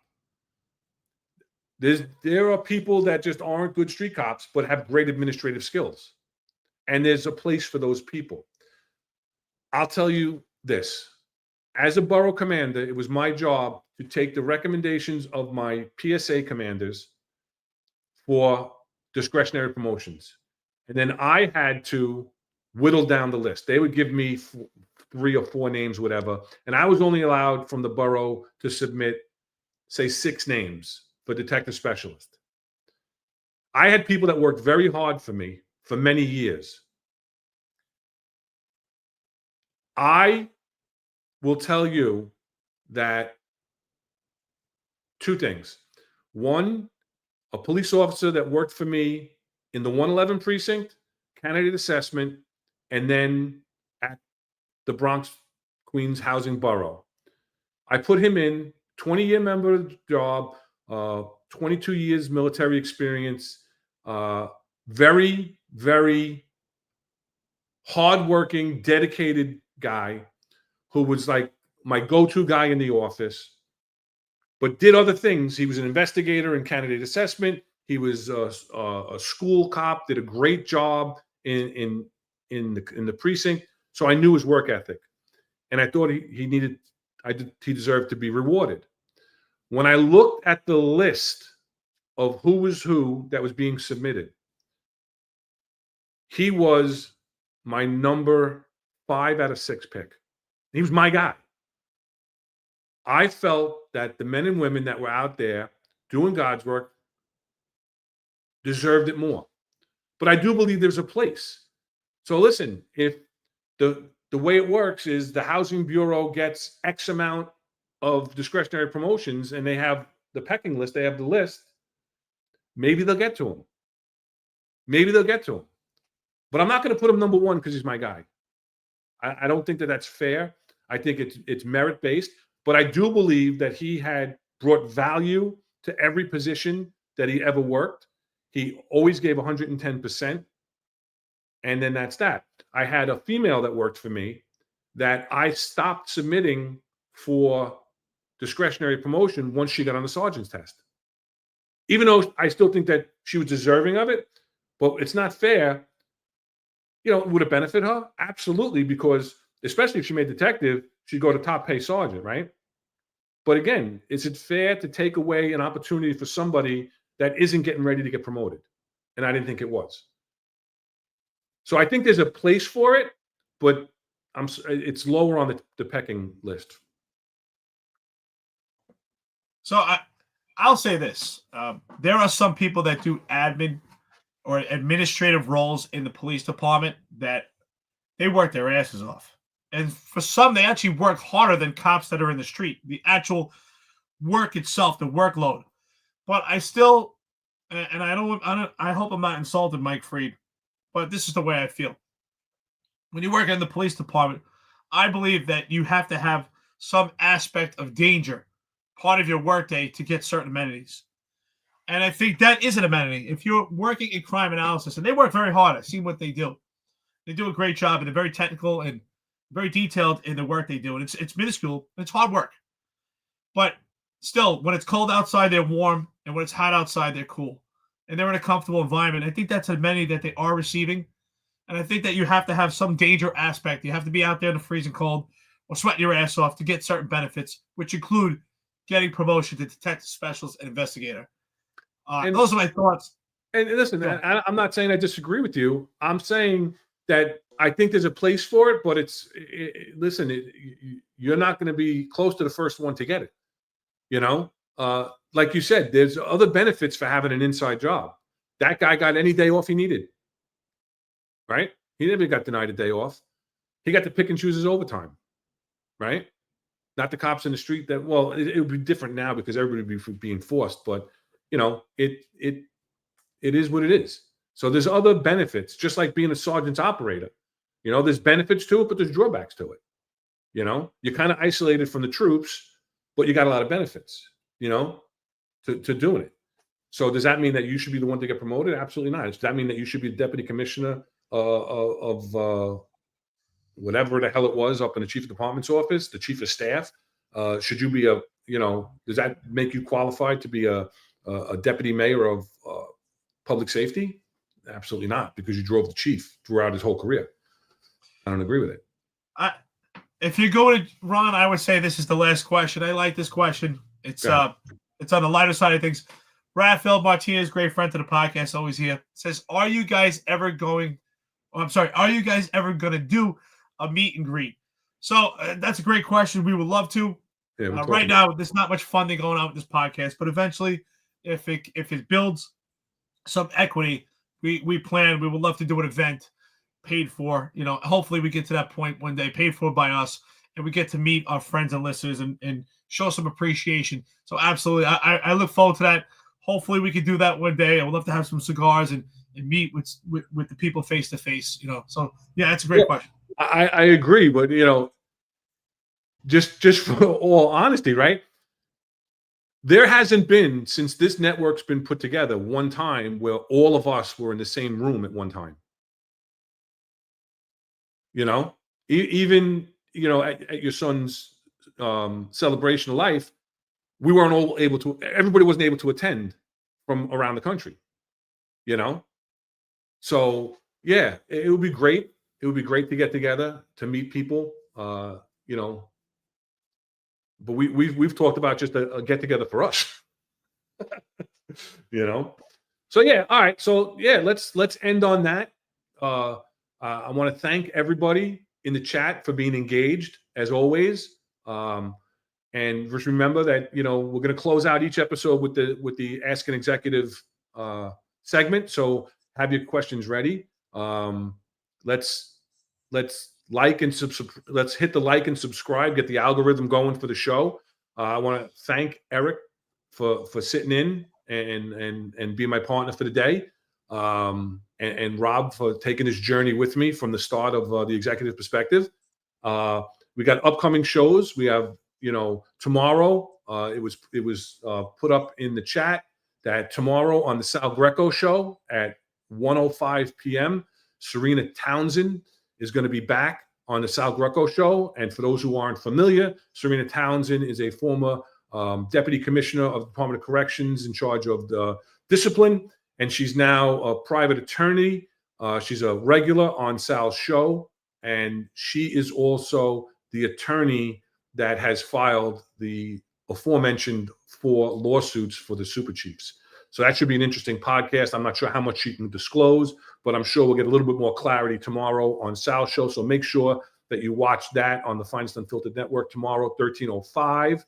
And then we have on Friday, we'll have the roundtable with John, Eric, and Marlon. I'm not sure if you're going to have any other guests on besides the 3 of you, but you guys are definitely going to be on, and possibly a 4th guest that is usually a little surprise at the last minute. And then we'll be back. I'll be back next week, next Wednesday at 17:05 for the Executive Perspective. So, Alaskan Warrior, take us out. Yeah. Listen, I know people are talking about the Alaska salmon, but what's even better in Alaska is the halibut. Outstanding. I've had the best halibut. What about the gold? What about the gold? I've been trying. I've been looking for gold. I did go to what's called Hatcher Pass in Alaska. I was at the bottom of the mountain. It was amazing. I'm wearing a T-shirt. It's sunny out. I drove to the top of the mountain. It was snowing. I got out. I got my dog playing in snow. It was amazing. But the halibut has been awesome. The food is great. Great stuff. Thank you, everyone. Friends and listeners, the chat. Ron, thank you for doing this with me today. Rob Lucash, you're awesome. Thank you to the entire Finest Unfiltered family. Everyone that watches. Everybody haters. We love you too. Have a great day, everybody. Gold Rush, Alaska. Be safe. Be safe.